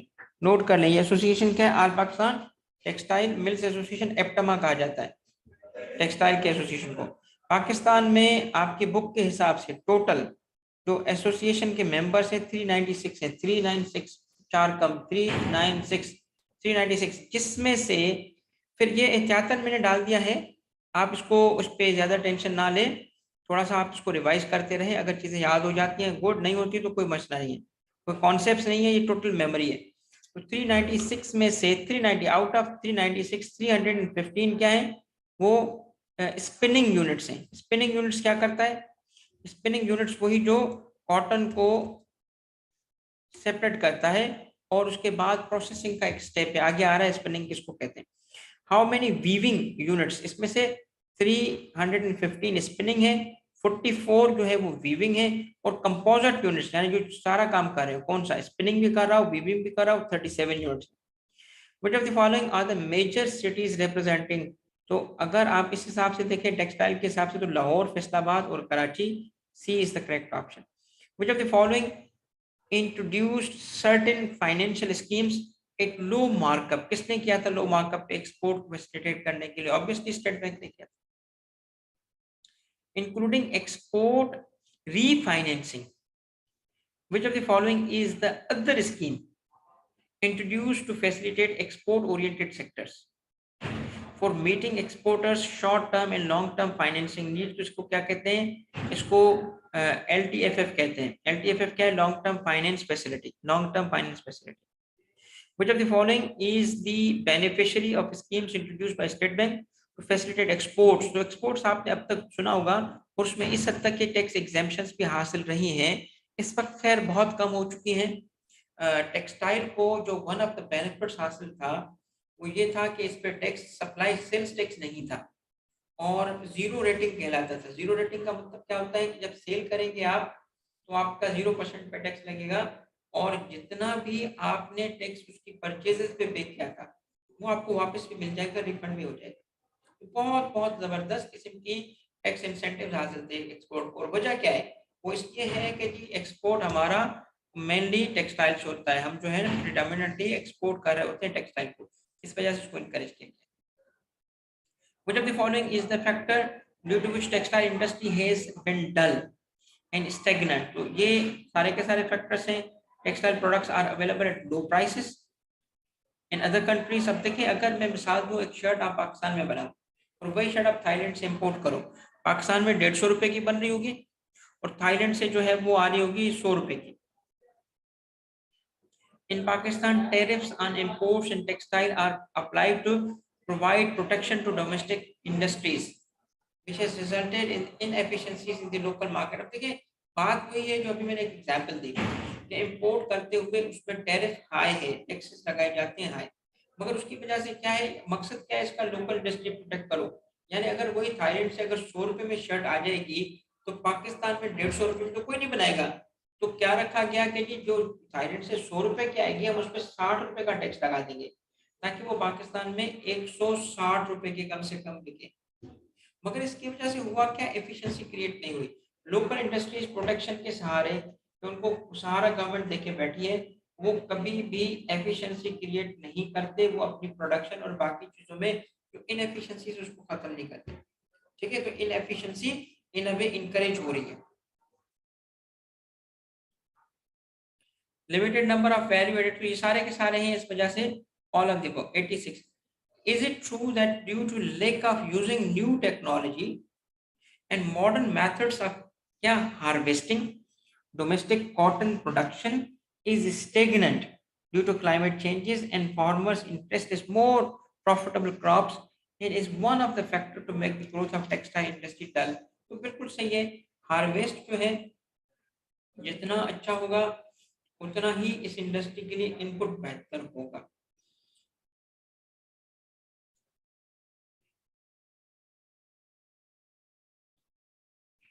Which of the following is considered as a factor of stagnant growth in textile? None of the above। क्यों भाई, आप अगर इसको देखें तो इट्स नॉट कंसिडर्ड, तो ये कंसिडर्ड हैं इस वजह से none of the above. Failure to benefit from cost efficiencies, absence of modern management practices and lack of skill labour. Which of the following are primary raw materials used in the textile industry? तो fibre, cotton, polyester, cotton ये और polyester और viscous ये सारे के सारे हैं इस वजह से all of the above. Which of the following is the natural fiber grown as industrial product? Natural fibre है, फाइबर तो है बट नेचुरल है, तो cotton is a natural fibre और इंडस्ट्रियल प्रोडक्ट है क्योंकि इस रॉ मटेरियल होता है किसका, इंडस्ट्री का। कौन सी industry, textile industry. Which of the following is the major cotton growing province? Sindh और पंजाब दोनों मेजर है। Polyester and viscose are man-made fiber that are both locally produced and imported. Correct? Yes. Through dash यानी through cotton manufacturers. Local cotton from the fields reaches textile spinners. तो spinner जो होता है वो क्या करता है, उस अभी खैर एमसीक्यू पे आ रहा है इस पे कि वो उस कॉटन को उस प्लांट से अलग करता है, लीफ से अलग करता है, तो उस तक लाने का काम कौन करता है, कॉटन मैन्युफैक्चरर कर रहा होता है। 92, cotton ginning is the process in which cotton fibres are separated from the seeds and wastage. तो ये प्रोसेस आपने देखा जिनिंग कहलाता है। ठीक है, उसके बाद क्या है, seed cotton. Which of the following is the raw material cotton का, कॉटन जिनर के लिए। कॉटन जिनर कौन है, जो कि सेपरेट कर रहा है, किसे सेपरेट कर रहा है, कॉटन को, किस चीज से, प्लांट से। अब जब वो सेपरेट करेगा तो कॉटन तो फाइबर है वो तो अलग हो जाएगा, मगर उसके लिए सीड्स जो है वो रह जाएंगे। अब इस सीड से ही कुछ और चीजें बन रही होती है, कॉटन की सीड से और चीजें बन रही होती है, तो इस वजह से वो क्या बन जाता है, वो बन जाता है उसका रॉ मटेरियल। ठीक है, seed cotton. Which of the following is finished product the cotton ginners attained? और वो क्या है उसके, कॉटन बेल्स। फिनिश गुड्स जो होती है, फिनिश प्रोडक्ट होती है जो किसके लिए, जिनर के लिए। जिनर जो होगा वो बेसिकली कॉटन ही सेल कर रहा होता है। ठीक है ना, उसने क्या किया, कॉटन जिनिंग की, यानी उसने प्लांट को अलग किया और उसके कॉटन को अलग किया, सीड अलग हो गए और इसके अलावा जो बाकी प्लांट अलग हो गया, उसने फिर क्या किया, उसको इन अ वे प्रोसेस करके पैक किया, वो कहलाता है cotton bale. Cotton ginners are located in cotton growing areas of Punjab and Sindh. By which of the following they are represented? Cotton ginner की एक अलग एसोसिएशन है, इसका नाम क्या है, Pakistan cotton ginners association. 96, which of the following statement is, which of the following statement is not true about cotton ginners? None of the above। इसका मतलब सारी स्टेटमेंट्स ठीक हैं। Most of the cotton ginners are not registered as corporate entities. Most of the cotton ginners operate sale channels with the help of the cotton brokers। देखिए cell channels क्या होते हैं, वो कॉटन ब्रोकर्स के through. इसका मतलब क्या है, देखिए वो जो कॉटन जिनर है वो एक ब्रोकर के थ्रू उसको सेल कर रहा होगा। Demand and supply dynamics of cotton ginners is affected by various factors including weather conditions. Which of the following is one of those factors? और वो फैक्टर कौन सा है, ये है exchange rate. Exchange rate, who of the following seeks services of brokers to source cotton from cotton ginners? Textile spinners और textile companies. Textile spinners क्या करते हैं, उस कॉटन को परचेज करते हैं और उसे स्पिन करके उसमें से क्या बनाते हैं, यार्न बनाते हैं। ये आप आगे देखो। Is it true that in spite of being fifth largest cotton producer of the world, the agroeconomies of Pakistan largely derive the local crop pricing, whereas a high quality cotton textile industry is dependent on import channel? बिल्कुल ठीक है। From which,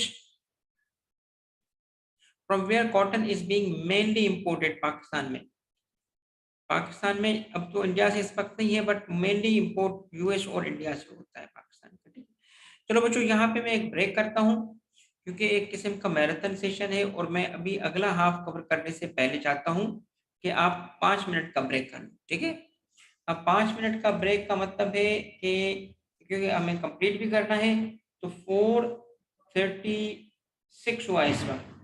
मैं अगर इसको 37 भी मान लूँ तो फिर आपको मिलता है, चले 4:45 तक 9 मिनट्स कर देते हैं। 4:45 पे दोबारा हम स्टार्ट करेंगे। ठीक है, 4:45 प्लीज नोट कर लो।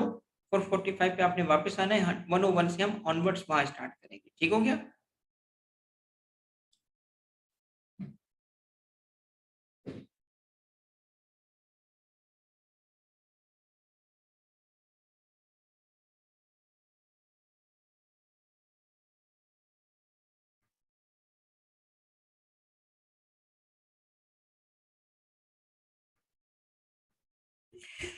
जी बेटा बिस्मिल्लाह। आज हमने सेकंड सेगमेंट की तरफ हम आ रहे हैं। सेकंड सेगमेंट हमारा है क्वेश्चन 101 से ऑनवर्ड्स। ठीक है, जैसे मैंने आपको फर्स्ट सेगमेंट में गाइड किया कि मेन पर्पस आपको रन थ्रू देना है, कीपिंग इन व्यू कि टाइम की हमारी थोड़ी सी कमी है, तो हम रन थ्रू करते हैं 101 से। अच्छा, इसमें क्वेश्चन 101 है, including the regions from where cotton is mainly imported,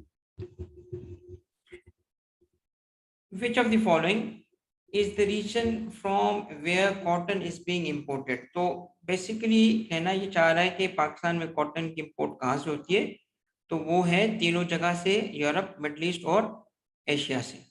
which of the following are considered as major cotton growing districts? तो कहाँ, कौन सी एरिया है, डिस्ट्रिक्ट्स का मतलब यहाँ पे क्या है, जो एरियाज हैं जिस एरिया में होता है, तो वो है पंजाब और Sindh. which of the following are major polyester? Polyester जो है वो आपको पता होगा कि एक आर्टिफिशियल है, सब्सटेंस या फाइबर है। तो इसके लिए कौन है मेजर मैन्युफैक्चरर पाकिस्तान में? तो वो दो नाम है उनके, इब्राहिम फाइबर्स और ICI polyester. Polyester is imported mainly from China. True, yes, and Korea and some other European countries. अब इसमें देखें, एक चीज समझाने की है कि सम अदर यूरोपियन कंट्रीज नहीं है, यही एरिया है जिसकी बेसिस पे ये फॉल्स है। वो कौन सी कंट्रीज है? वो एशियन कंट्रीज है। तो Asian countries, viscose is also being sourced through import channels. Which of the following are the major import countries for viscose? China, Indonesia और कोरिया। अब देखिएगा, spinning. Spinning is a process in which raw material including cotton and polyester are converted into yarn। Converted into yarn। Cotton और polyester जो है ये fibre है, इसको क्या करते हैं, यार्न कहते हैं धागे को। ठीक है, क्लाइमेट कंट्रोल फैसिलिटी में रहते हुए, क्योंकि उसकी उसकी क्वालिटी पे उसका क्लाइमेट का असर होता है, इस वजह से तो धागा बनाना और उससे फिर फैब्रिक बनता है। What is prepared for planning purpose on सब यूनिट लेवल? सब unit level for planning the yarn types to be produced as well as for backward planning of inputs. requirement for each of the subsection of the spinning process. तो इसका correct जवाब है spin plan. अभी थोड़ी सी चूंकि जॉर्कन आएगी अभी machines के हवाले से, तो एहतियातन हम इसको कवर करते हैं ताकि एक दफा रन थ्रू हो जाए आपका, ठीक है।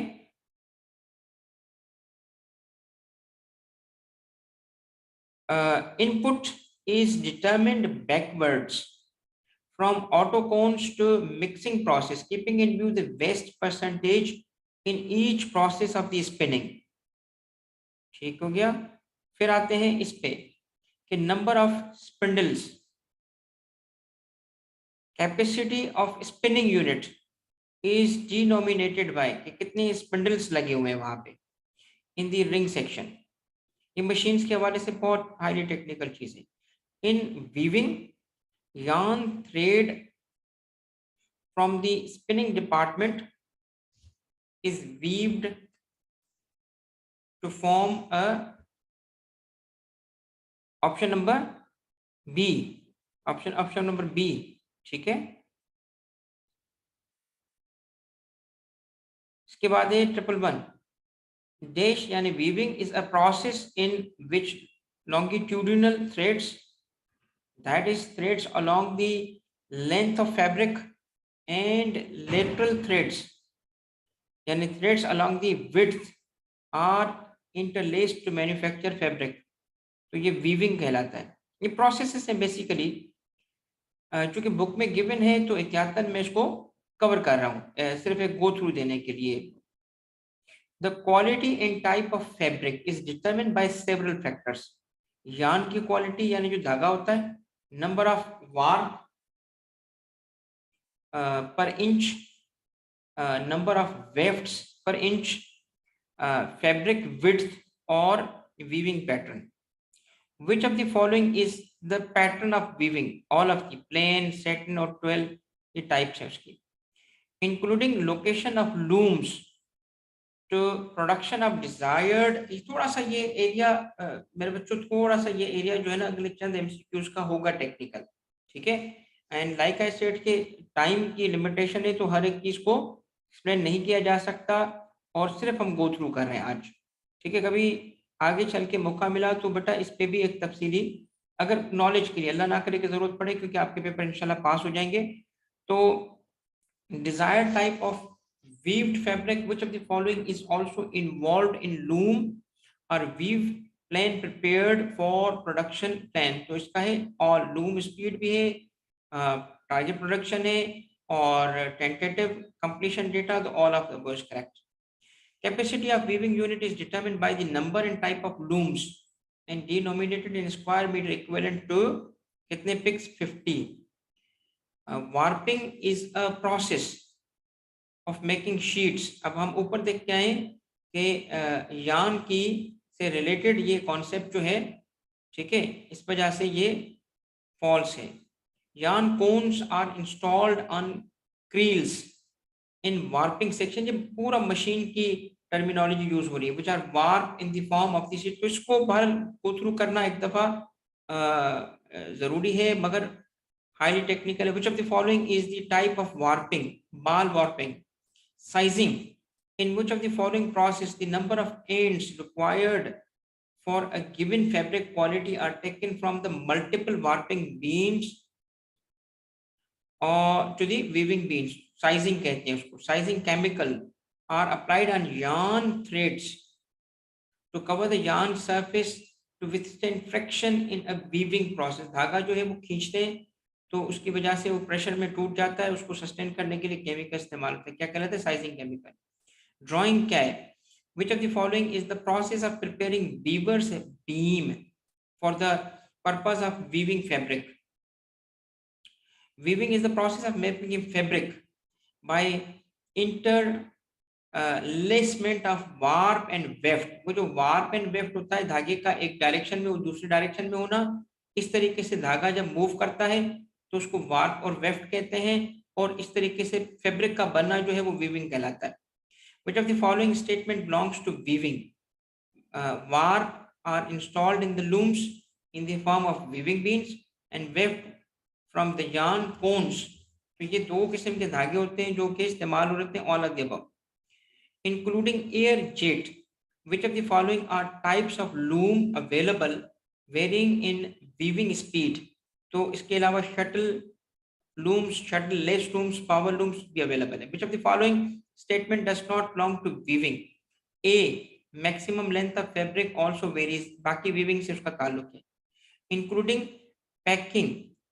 For which of the following purpose weaved cloth from loom shade is brought into folding section? For inspection, mending और grading के लिए आता है, फिर उसको packing में भेजते हैं. Inspection of fabric is generally done on the basis of 4-point system है जिसपे जो है इसकी inspection होती है. How many penalty points can be given to one fault while folding? देखिए ये जो export किया जाता है तो उसमें स्टैंडर्ड मीट करना होता है. तो अगर आपने वन फोल्ड, अगर एक फोल्ड जो होगा उसमें फॉल्ट आ गया तो मैक्सिमम जो है वो पेनल्टी पॉइंट्स होते हैं. The criteria of grading is generally agreed with customers for quality of the fabric. At which condition the fabric will be graded as A grade fabric? जब उसके पास पॉइंट्स कितने हों पर 100 square yards are less than 20. In the folding section packing is done in the form of bales, rolls and thons is per the requirements. तो correct है, ऐसे ही है. Which of the following fabric is converted into processed fabric? ठीक है, processed fabric तो ये क्या कहलाता है? ग्री कहलाता है. 132 is per the desired quality of processed fabric. Fabric route is determined for applying different processing operations. Which of the following is the processing and operation? तो dyeing, color, folding, scoring ये सारे processes हैं. ये है 133. Dash is the dash is designed to burn off the surface fiber the fabric to invoke smoothness. तो ऊपर जो हल्का सा होता है उसको बर्न करने के लिए जो प्रोसेस होता है वो है ऑप्शन नंबर सी में.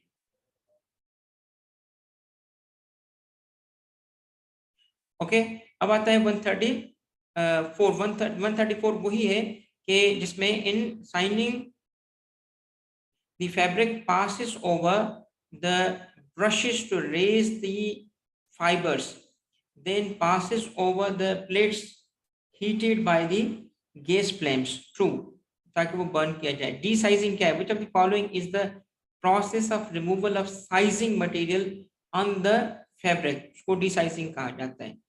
From which of the following purpose scoring क्या है? Chemical washing process है, is carried out और वो B में होता है to remove natural wax और non fibrous impurities होती हैं, जो फाइबर के अलावा impurities होंगी उसको रिमूव करने के लिए.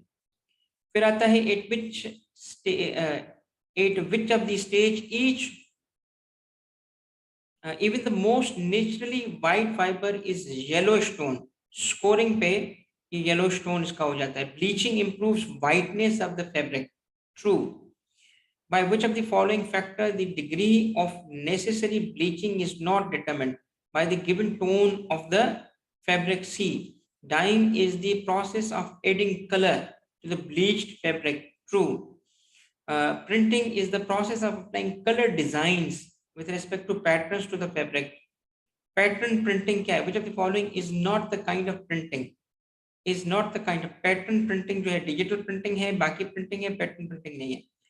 In which of the following different processes are applied to improve the look, performance, shrinkage and hand feel of the fabric? Hand feel का मतलब है इसको टच करके, इसको फिनिशिंग कहते हैं, हाथ से टच करके उसको फील देखना कि कैसा है. Which of the following are not included in finishing process? Racing, calendaring और ये not लिखा है इस वजह से ये हैं, इस वजह से all of the above. Is it true that folding method in processing is consistent with the one in weaving, but processing faults are also inspected during this process? So this is true. Which of the following is labor intensive section? Garments का जो है वो labour intensive है। Which of the following are the categories the garment section further divided into woven, knitted and home textile. इसमें इस वजह से क्या है, लोग ज्यादा चाहिए होते हैं। Which of the following statement relates to garment, all of the above, fabric is cut and stitched, designs and cutting phases of the stitching operations varies. तो ये दोनों का ताल्लुक इसी से है। Which of the following methods are not applied for garment designing and cutting, manual, CAD, CAD क्या होता है, कंप्यूटर असिस्टेड डिजाइन होते हैं, ठीक है। Despite that design and cutting both are part of the garment and home textile, automated methods are applied for the garment designing and cutting, however manual operations are applied for home textile। तो ये true है। which of the following is designed keeping in view the product being stitched? So stitching production line in stitching operations is the correct option। which of the following are exercised parallel with all production operations for the spinning to final production? Quality control। which of the following is the purpose of quality control? Ensure prevention of production faults। ये statement true है। parallel with all production operations from spinning to final products, quality controls are being exercised to ensure prevention of production faults and to rectify defects on spots। So this statement is true।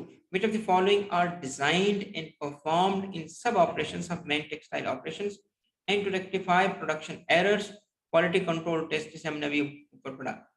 due to which of the following reasons quality control incorporates all fabric and garment tests after wash tests to make sure that the product meets the performance requirements? when in-house audits are performed, कब? ये है before sending shipment. अब ये वो audit नहीं है जो financial audit है, ये ऑडिट है जो कि हम उस टेक्सटाइल की प्रोडक्ट जो है उसकी बात कर रहे हैं कि before sending shipment to final consumer, consumer को बेचने से पहले ऑडिट किया जाता है। तो डिपार्टमेंट स्ट्रक्चर में vary from organisation to organisation, quality audits are generally performed by independent team. True, वो एम्प्लॉई और इंडिपेंडेंट टीम जो है इसके लिए अगर इंडिपेंडेंट होगा तो अच्छे तरीके से परफॉर्म कर सकेगा। अगर वो एम्प्लॉई होगा तो उस सूरत में वो खुद तो अपना डिफेक्ट नहीं निकालेगा ना। In quality audits for sample selection and passing criteria, different acceptable quality limits are being applied. जब देखिए ऑडिट के लिए तो नहीं होगा कि हर एक चीज, हर एक फिनिश, हर एक कपड़े को उठा के चेक किया जाए, तो उसके लिए सैंपल बनाया जाता है, तो सैंपल साइज फिक्स किया जाता है। तो उस वक्त वो क्वालिटी ऑडिट मानी जाएगी अगर वो सैंपल साइज जो था एक्सेप्टेबल लिमिट का था। से अगर सपोज कर लें कि जी 5000 थान है तो 5000 थान में 2 तो थान एक्सेप्टेबल नहीं होंगे ना, तो एक रीजनेबल होना चाहिए उसको चेक करके उसकी क्वालिटी को असेस करने के। इसके बाद क्या है, एक एक्यूएल 4 है। While quality auditing, if there is selection criteria that there should not be more than 4% of the defective pieces of sample selected, it means that the acceptable quality limit is AQL, यानी audit quality limit 4, यानी उसके अंदर है, ठीक है। which of the following factor is ensured by general application of in-house quality audits? that in-house क्या, that shipped goods are not rejected in customer quality audit। Customer की quality audit जो होगी उसमें वो रिजेक्ट ना हो, तो ये इन हाउस ऑडिट का काम होगा। while dash fabric is sprayed for bulk cutting by using the manual machines particularly, तो स्टिचिंग में, फिनिशिंग में, फोल्डिंग में, और या नन ऑफ द अबव। तो this is none of the above, cutting का प्रोसेस है, स्टिचिंग, फिनिशिंग और फोल्डिंग का नहीं है। why fabric is sprayed in cutting? for cutting in bulk through automated machines और manual machines, दोनों सूरतों में इसको स्प्रेड किया जाता है, वरना कटिंग नहीं होगी। where the cutting is done by using handheld machine or laser and automated, the cutting methods are not same। true,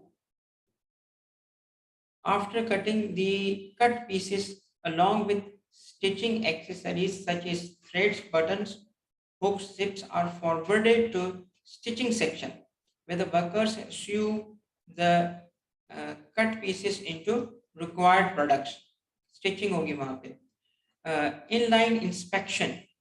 Inspections are performed in the stitching section to detect and remove stitching fault instantly. Yeh dash is a major value addition part of the garment manufacturer, both in woven and knitted. Woven or knitted दोनों में, but especially in denim woven, finishing, stitching and cutting. So none of the above is the correct option.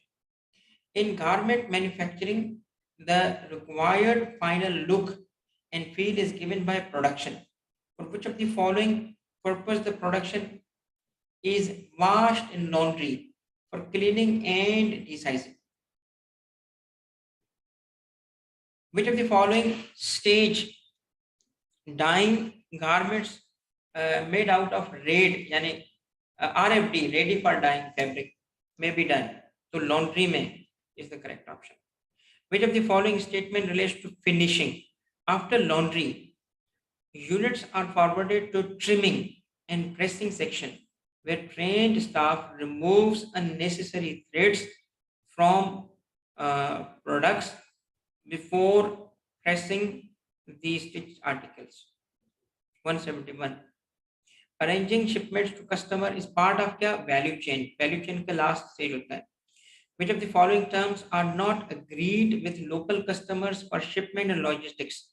तो ये terms जो होती हैं, terms यानी conditions agree नहीं होती, ex mill, ex party और joint party. Which of the following term is not generally agreed with customers with respect to exports? तो free freight on board, FOB, ठीक है, freight on board. Which of the following is Incoterm?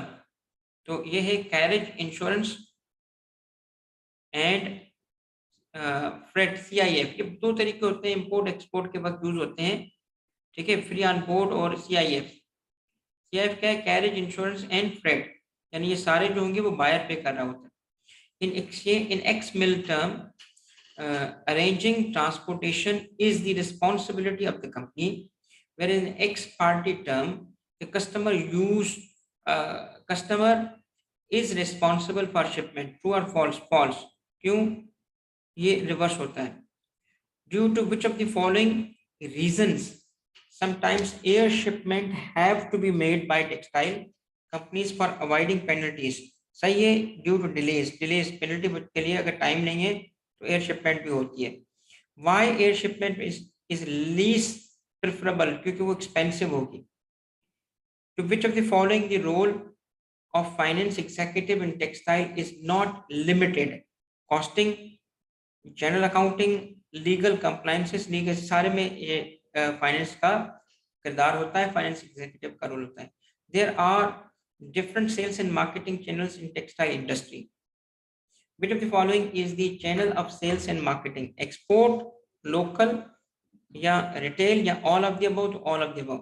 Which of the following is the market activity including international exhibitions? All of the above. Trade fairs लगना, product samples, personal inquiries. Textile में trade fears बहुत common है. Germany का एक बहुत international level का मशहूर trade fair भी है जिसमें पाकिस्तानी भी रिप्रेजेंट होते हैं. Which of the following Pakistani value-added products contribute major share in export? Ready-made garments. ये नोट कर ले, ready-made garment major contribute. In which of the following textile representative cities local market does not exist? None. जो local market सब में होता है. Which of the following is the top export market for ready-made garments? US. Health, safety and environment, HSE, has a great importance in textile industry. For which of the following employees are trained to ensure health and safety? तो safety precautions के लिए इनको train किया जाता है. Which of the following are conducted with respect to HSE, internal policies and best practices by the local and international? Awareness sessions किए जाते हैं. In which of the following workers of industries are trained? Personal protective equipment, PPE में, fire fighting में responding to emergencies, इन सब में worker को train किया जाता है। Textile companies are different, textile companies take different measures for the sake of environment sustainability. Which of the following are not measures taken for environmental sustainability? Prevention of क्या manufacturing restricted substance list इसमें शामिल नहीं है। For health safety environment, customers specify mandatory certificate, especially in export oriented companies. Which of the following is the mandatory certificate in regard to textile? तो basically क्या है, ये है HSE का जो रेलिवेंट सर्टिफिकेशन है, जो स्टैंडर्ड है, वो है ISO, जो हमने पिछली क्लास में भी देखा था कि एक इंटरनेशनल स्टैंडर्ड की ऑर्गेनाइजेशन है। तो 14001 इसका ISO रेलिवेंट है। विथ रिस्पेक्ट टू किसके है, ये HSE के रेलिवेंट है। Which of the following is one of the certification with the framework of which textile industry design product? ये है Nordic Swan Ecolabel।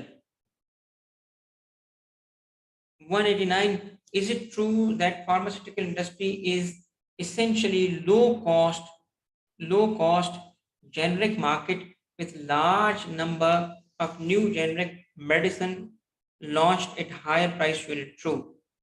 Pharmaceutical की बात हो रही है अब। Is it true that the growth in sales of national companies has been higher than the multinationals, and Pakistan is a very vibrant and forward-looking pharmaceutical industry? ये बिल्कुल सही है। How many pharmaceutical companies are approximately operating in Pakistani pharma? 650 के करीब operate कर रही हैं। और ये बात बिल्कुल दुरुस्त है कि कुछ कंपनीज ऐसी हैं जो नेशनल लेवल की हैं, मगर वो मल्टीनेशनल के स्टैंडर्ड्स पे परफॉर्म कर रही होती हैं फार्मा में।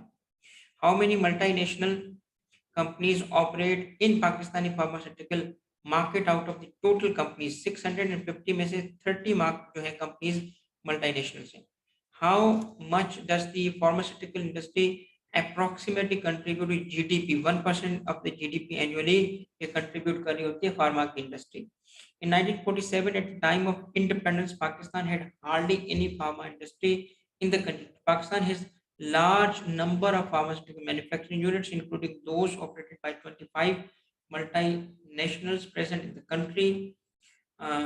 How many total pharmaceutical manufacturing units? अब पहले कंपनीज थी, अब यूनिट्स हैं, यानी फैक्ट्रीज कितनी? 759 है।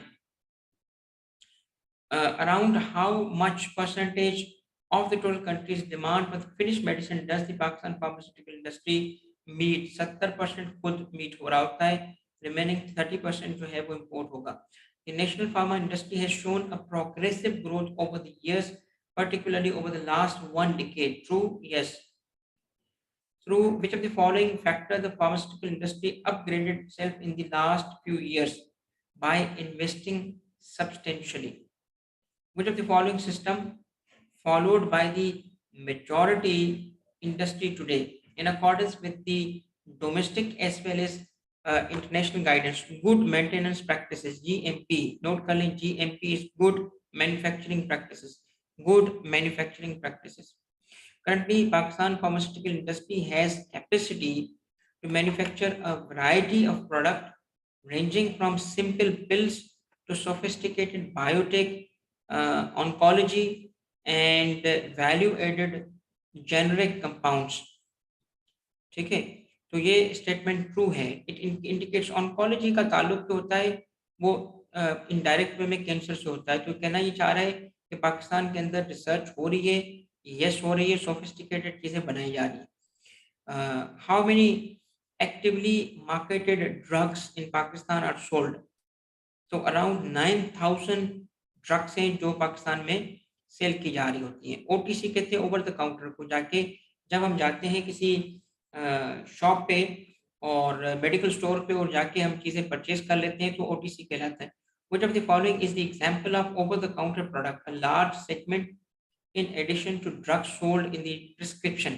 तो all of the above, multivitamins, pain relief और cold and flu, ये बगैर प्रिस्क्रिप्शन के मिलते हैं, इनको ओटीसी कहते हैं, और दूसरी ड्रग्स जो होती है वो प्रिस्क्रिप्शन ड्रग्स होती हैं जो बगैर प्रिस्क्रिप्शन ऑफ द डॉक्टर के नहीं मिलती।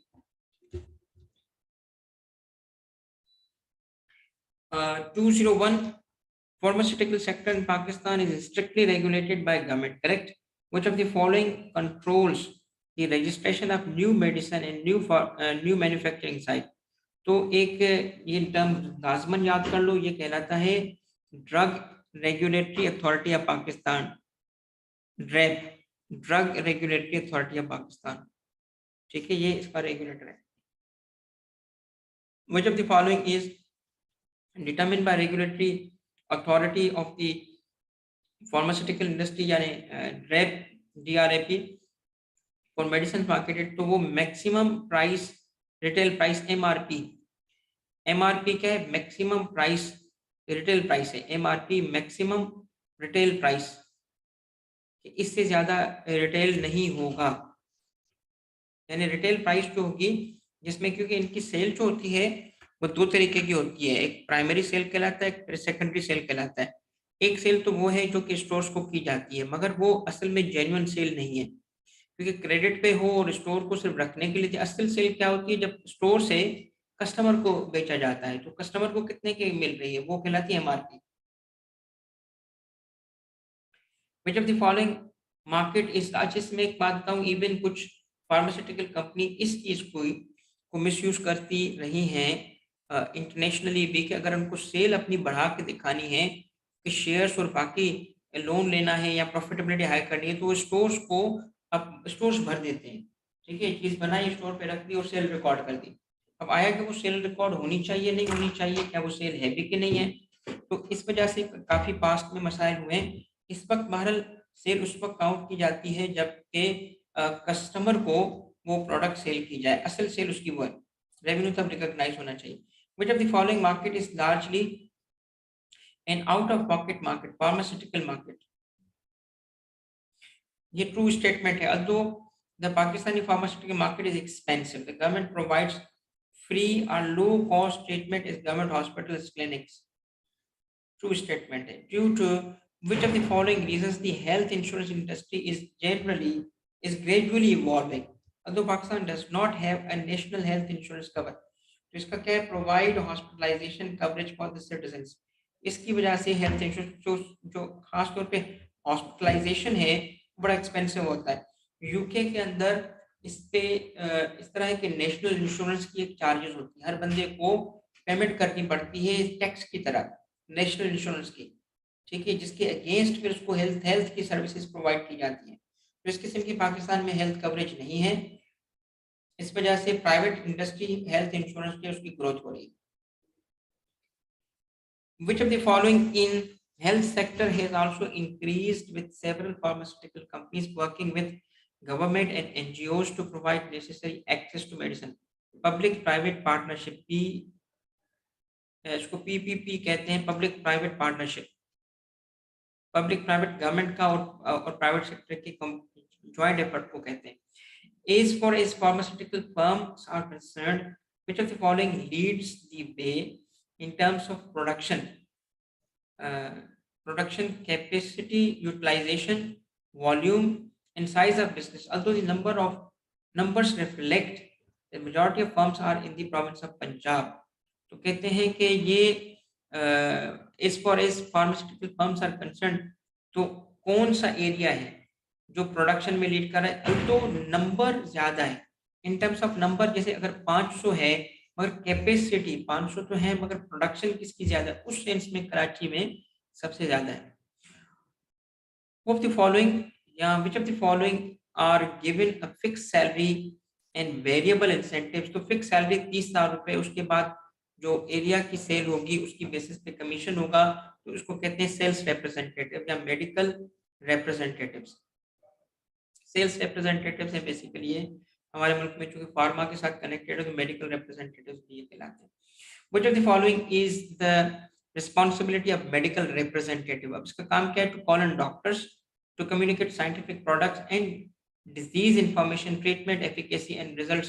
जब डॉक्टर्स को ट्रेन किया जाता है तो उनको फार्मेसी जब पढ़ाया जाता है तो उसके अंदर उनको जेनेरिक नाम बताया जाता है, प्रोडक्ट्स नहीं, कमर्शियल नाम नहीं, तो वो केमिकल की बेसिस पे उस मेडिसिन का नाम होता है। जब कंपनीज अपनी प्रोडक्ट बनाती हैं तो उसका अपना कोई कमर्शियल नाम रखते हैं।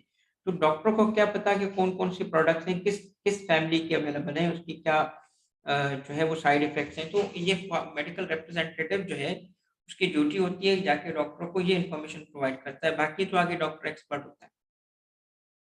There are certain special payments made to DREP for various purposes. Which of the following is included in those special payments in addition to Central Research Fund? कौन सी पेमेंट्स होती है इसमें? न्यू ड्रग रजिस्ट्रेशन फी होती है, जब कोई भी company drug register करेगी, ड्रग रजिस्ट्रेशन रिन्यूअल्स कराने पड़ते हैं, ड्रग मैन्युफैक्चरिंग लाइसेंसिंग होती है। ये सारी रेगुलेटर के तरीके हैं कि इसमें से पैसे कमाए जाएं ताकि वो अपना रेगुलेशन का फंक्शन परफॉर्म कर सके। और दूसरा इसमें चेक एंड बैलेंस भी रहता है।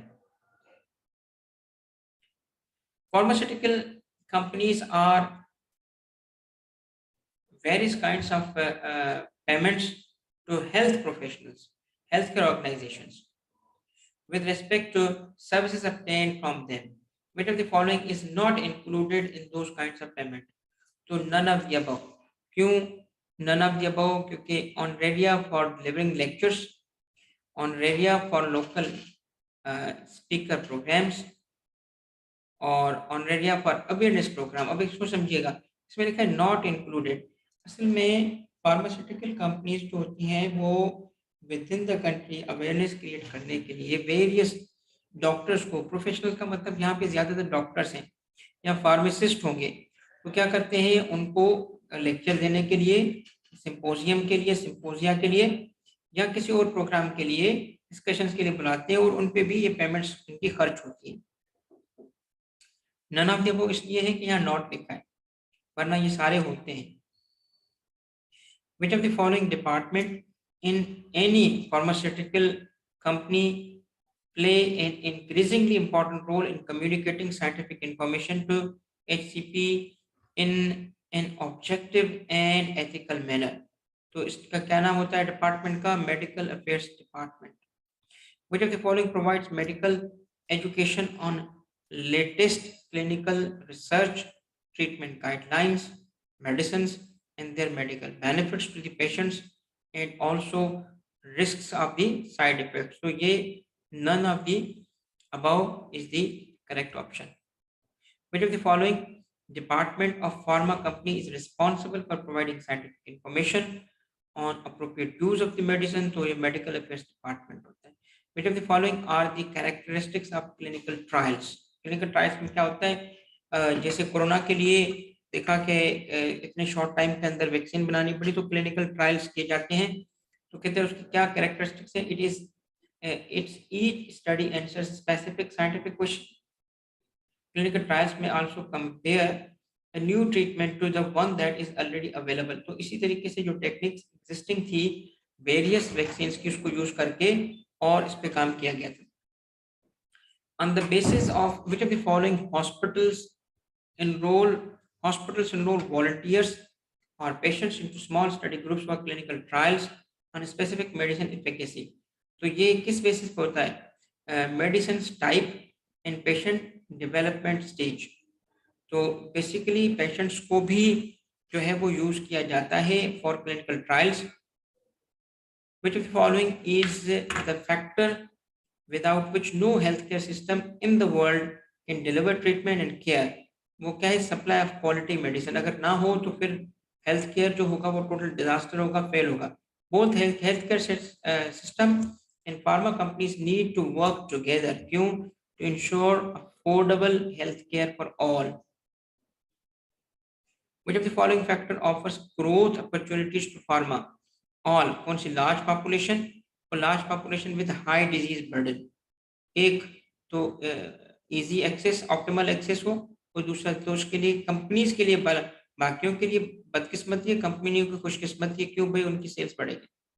अकॉर्डिंग टू McKinsey स्टडी क्या था? With certain deregulation Pakistan export potential could reach $1 billion, which is currently less than 200 million। Basically McKinsey की स्टडी क्या कहती है कि अगर पाकिस्तान का पोटेंशियल देखा जाए तो एक्सपोर्ट $1 बिलियन तक की कर सकता है, जबकि इस वक्त 200 मिलियन की ही पाकिस्तान एक्सपोर्ट कर रहा है। Which of the following countries pharma industry are growing with exports more than 10 times of Pakistan? देखिए इंडिया और बांग्लादेश की 10 times. Which of the following country has many food and drug administration approved plants? Bangladesh and India. Due to which of the, अच्छा इसमें एक चीज बताऊं, ये basically FDA जो है ये अमेरिकन है, एफडीए अमेरिकन गवर्नमेंट का इदारा है, तो उससे अप्रूव किए गए प्लांट्स का मतलब इनका एक बहुत हाई स्टैंडर्ड होता है किसी भी ड्रग को अप्रूव करने के लिए। तो इसका मतलब इंडिकेट क्या कर रहा है, इंडिया और बांग्लादेश में एफडीए अप्रूव प्लांट्स हैं, व्हिच मींस कि उनकी क्वालिटी अच्छी है। which of due to which of the following factors Pakistan's export potential is impeded, is reduced या उसकी रुकावट है in developing markets due to having not a single manufacturing plant that is FDA approved? American FDA का पाकिस्तान में एक भी approve plant नहीं है। Which of the following factor may affect margins in industry effectiveness negatively in a high inflationary environment? तो वो है price control. वो इसलिए कि मार्जिन्स और इंडस्ट्री इफेक्टिवनेस क्यों नेगेटिवली, भाई सपोज करिए आप बिजनेस के पॉइंट ऑफ व्यू से सोचो, पेशेंट्स के पॉइंट ऑफ व्यू से नहीं, कि अगर प्राइस कंट्रोल होगा, एक चीज आप 10 रुपए से ऊपर नहीं बेच सकते, तो अब आप उसमें क्या कमाओगे, आपका मार्जिन तो उसमें लिमिटेड होगा ना, और इसकी वजह से वो इंडस्ट्री जो होगी वो ग्रो नहीं करेगी। तो इतना मार्जिन तो रीजनेबल होना चाहिए, इतना है भी खैर, तभी तो इंडस्ट्री एग्जिस्ट कर रही है, बट फिर भी उसको कहते नेगेटिवली उसको इम्पेक्ट कर रहा है। इन्फ्लेशन एक तरफ बढ़ रही है, दूसरी तरफ प्राइस फिक्स है, तो इस वजह से ये उसको नेगेटिवली इफेक्ट कर रहा है। किस चीज की इन्फ्लेशन से क्या होता है, उसके इनपुट्स बढ़ जाते हैं। Which of the following reason has made Pakistan dependent largely on imports? Continuous weakness of Pakistan rupee has resulted in high inflation environment together with high utility costs. Utility भी high, electricity जो use होती है production process में वो भी high है, और जो रुपी है वो वीक होने की वजह से हमारे इनपुट्स में जो हम रॉ मटेरियल इंपोर्ट करते हैं वो बड़ा एक्सपेंसिव पड़ जाता है, जिसकी वजह से हमारी इंडस्ट्री जो है वो टेक ऑफ नहीं कर पाती इस सेंस में। what would be what would it what would be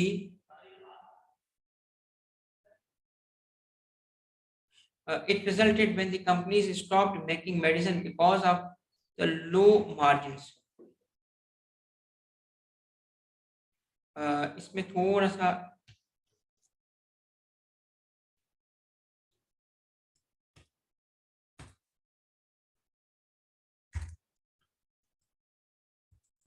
basically ये इसमें जो आइडिया है, what would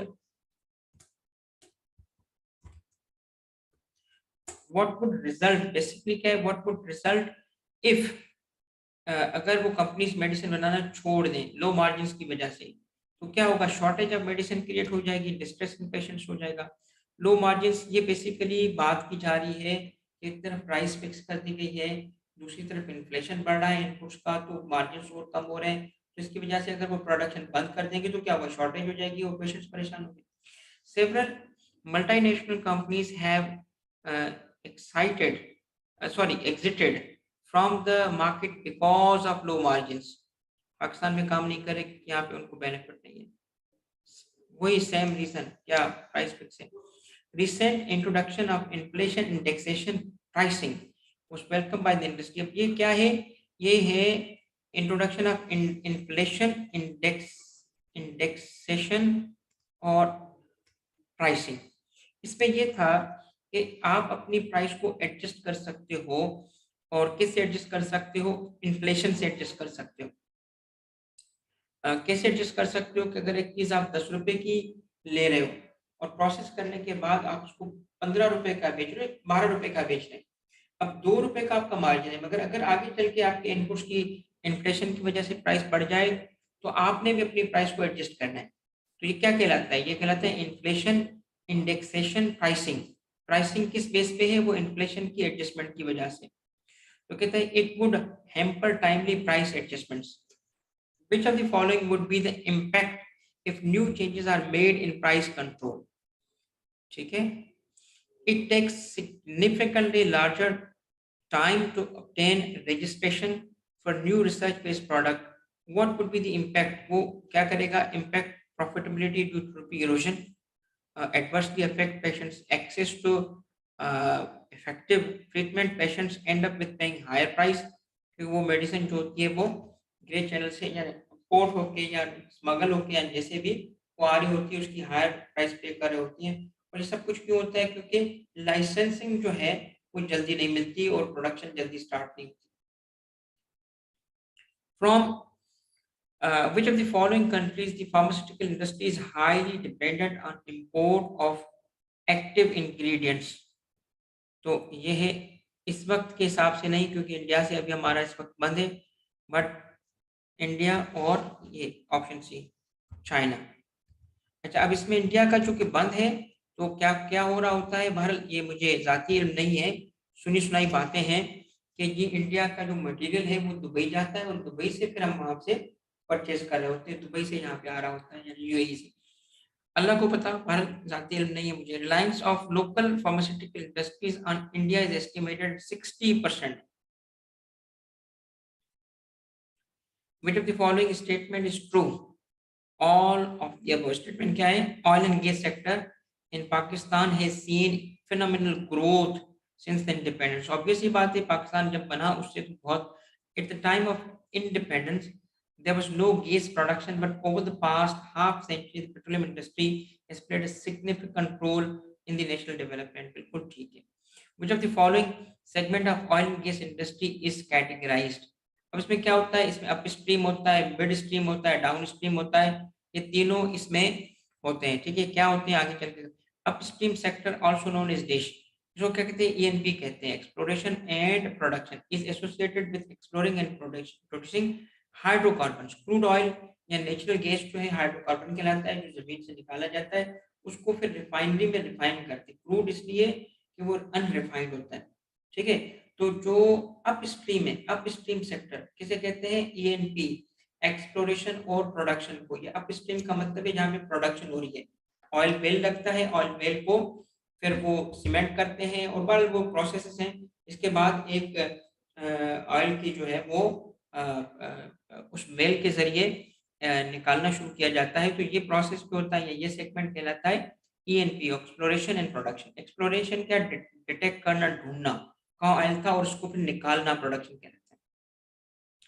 If the following industry involves processing crude oil and natural gas into end user, वो crude oil और जो, अब जैसे हम कहते हैं जी गाड़ी में आपने ईरानी ऑयल नहीं डलवाना क्योंकि वो प्रोसेस उस तरीके से नहीं होता, तो वो गाड़ी को, इंजन को नुकसान देता है। तो इसमें भी क्या कहा कि जी वो जो क्रूड ऑयल है उसको आप एंड कंज्यूमर के लिए यूजफुल बनाने के लिए क्या करते हैं? उसको प्रोसेस करते हैं। तो प्रोसेस कहाँ किया जाएगा? उससे क्रूड ऑयल को फिर प्रोसेस किया जाता है और ये कहलाता है मिड स्ट्रीम।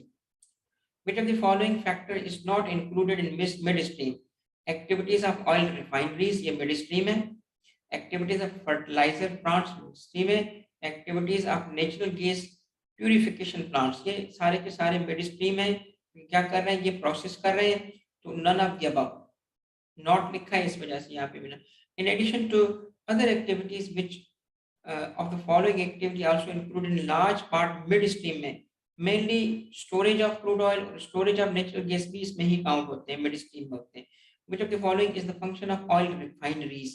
Oil refineries जो होती हैं रिफाइन करती हैं, ये midstream की बात है। refined crude oil into various types, इसकी बहुत different types होती हैं और कोई 6-8 प्रोडक्ट्स में से निकल रही होती है डिपेंडिंग अपॉन कि उसकी प्रोसेसिंग में, जैसे अगर हीट किया जाए तो हीट पे मुख्तलिफ चीज़ें जो है ना वो ऊपर मूव होती जाती हैं और अकॉर्डिंगली फिर उसको सेपरेट कर दिया जाता है और बाय प्रोडक्ट्स बनती हैं।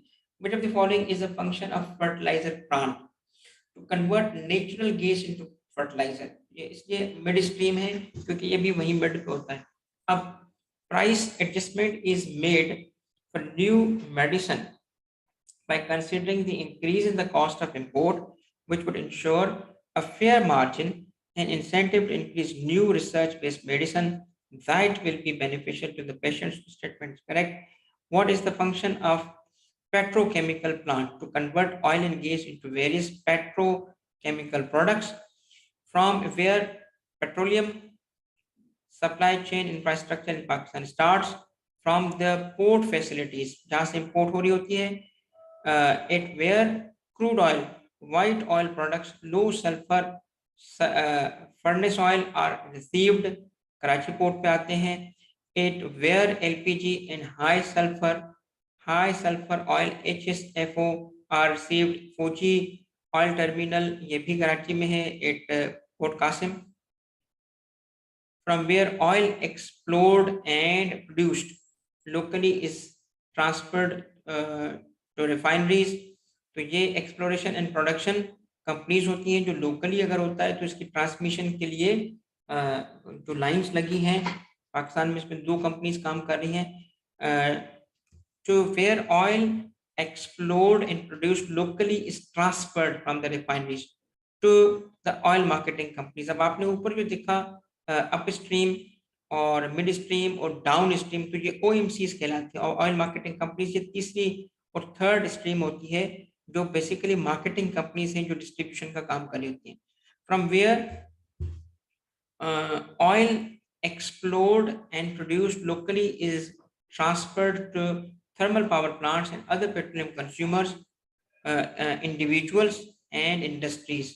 तो फ्रॉम ऑयल मार्केटिंग कंपनीज, मकसद इसका क्या है कि आम कंज्यूमर किससे परचेज कर रहा होता है, वो ऑयल मार्केटिंग कंपनी, सो शेल ये सारी क्या है, ये OMCs हैं, ऑयल मार्केटिंग कंपनी से. In the mid stream, by which of the following the bulk of the petroleum product is not transported to Pakistan? Ships. ठीक है. How many refineries are currently operating in Pakistan? 7. How many oil marketing companies? 28. 7. 28. Supply chain of imported LNG, liquefied natural gas LNG, starts at Port Qasim, ठीक है, where it is regasified at the installed plant. ये जो liquid की form में import होती है, फिर इसको पोर्ट कासिम पे गैस की फॉर्म में वापस कन्वर्ट कर दिया जाता है. Is it true that large areas of land are required to carry out ENP? Obviously ENP के लिए, ऑयल एक्सप्लोरेशन और प्रोडक्शन के लिए एरिया ऑफ लैंड बहुत बड़ा होता है. Which of the following statement is not true with respect to land and acquisition to carry out? तो ये कहता है कि none of the above, not true, इसके मतलब ये सारे स्टेटमेंट्स ट्रू हैं. During which phase land is usually taken on short term rental या लीज? तो एक्सप्लोरेशन के फेज के वक्त शॉर्ट टर्म के लिए दिया. During which phase the land neither purchase not taken on? Exploration के फेज के वक्त परचेज नहीं की जाती, सिर्फ रेंट पे ली जाती है, क्योंकि अभी आपको पता नहीं है कि उसमें ऑयल है भी नहीं उस एरिया में. कुछ of the material required for drilling and setting up processing facilities is important. Against which of the following the imported items can be cleared by customs authorities? तो बैंक गारंटी के against clear किए जाते हैं. Bank guarantee customs authority को दी जाती है, क्योंकि customs authorities जो हैं उस पर अपने टैक्सेस कलेक्ट करे होते हैं, तो कितनी वैल्यू की चीजें वो प्रोसेसिंग में बड़ा टाइम लगता है, बैंक गारंटी के अगेंस्ट वो क्लियर कर देते हैं, क्योंकि बाद में अगर कोई चीज निकली तो बैंक उसके जिम्मेदार होगा. ENP company being a highly technical industry, health, safety and environment is of utmost importance. Because of क्या? Because its processing production causes hazardous waste. It deals with inflammable and combustible products. Some of the activities are menacing and highly risky. To all of the above is correct, including some industry specific calculations and financial planning. Which of the following finance function of ENP is dissimilar to any other industry? तो basically वो dissimilar इसलिए है कि बाकी चीजें तो उसकी मिलती जुलती है. ENP यानी ऑयल के एक्सप्लोरेशन प्रोडक्शन के लिए टैक्सेशन का जो निज़ाम है वो थोड़ा सा मुख्तलिफ है, अलग है बाकियों से. The activities of which of the following industry in Pakistan are generally carried out in less populated area? ये पॉपुलेशन होगी तो वो बहुत डेंजरस होगा, रिस्की होगा हेल्थ के लिए भी, और इन केस अगर जैसे ऑयल स्पिल्स होते हैं तो वो बड़े खतरनाक हो सकते हैं. Which of the following is correct for carrying out ENP activities keeping in view the social welfare of the society. So all of ENP activities are carried out in underdeveloped areas, carried out in areas that are in need of necessities facilities वहाँ इनकी activities की वजह से create हो जाती है. Last question है, in which of the following area, including provision of water resources for drinking and cleaning, ENP companies have contributed for the last many years. तो ये है all of the above: primary and secondary schools, building and managing small hospitals and vaccinations.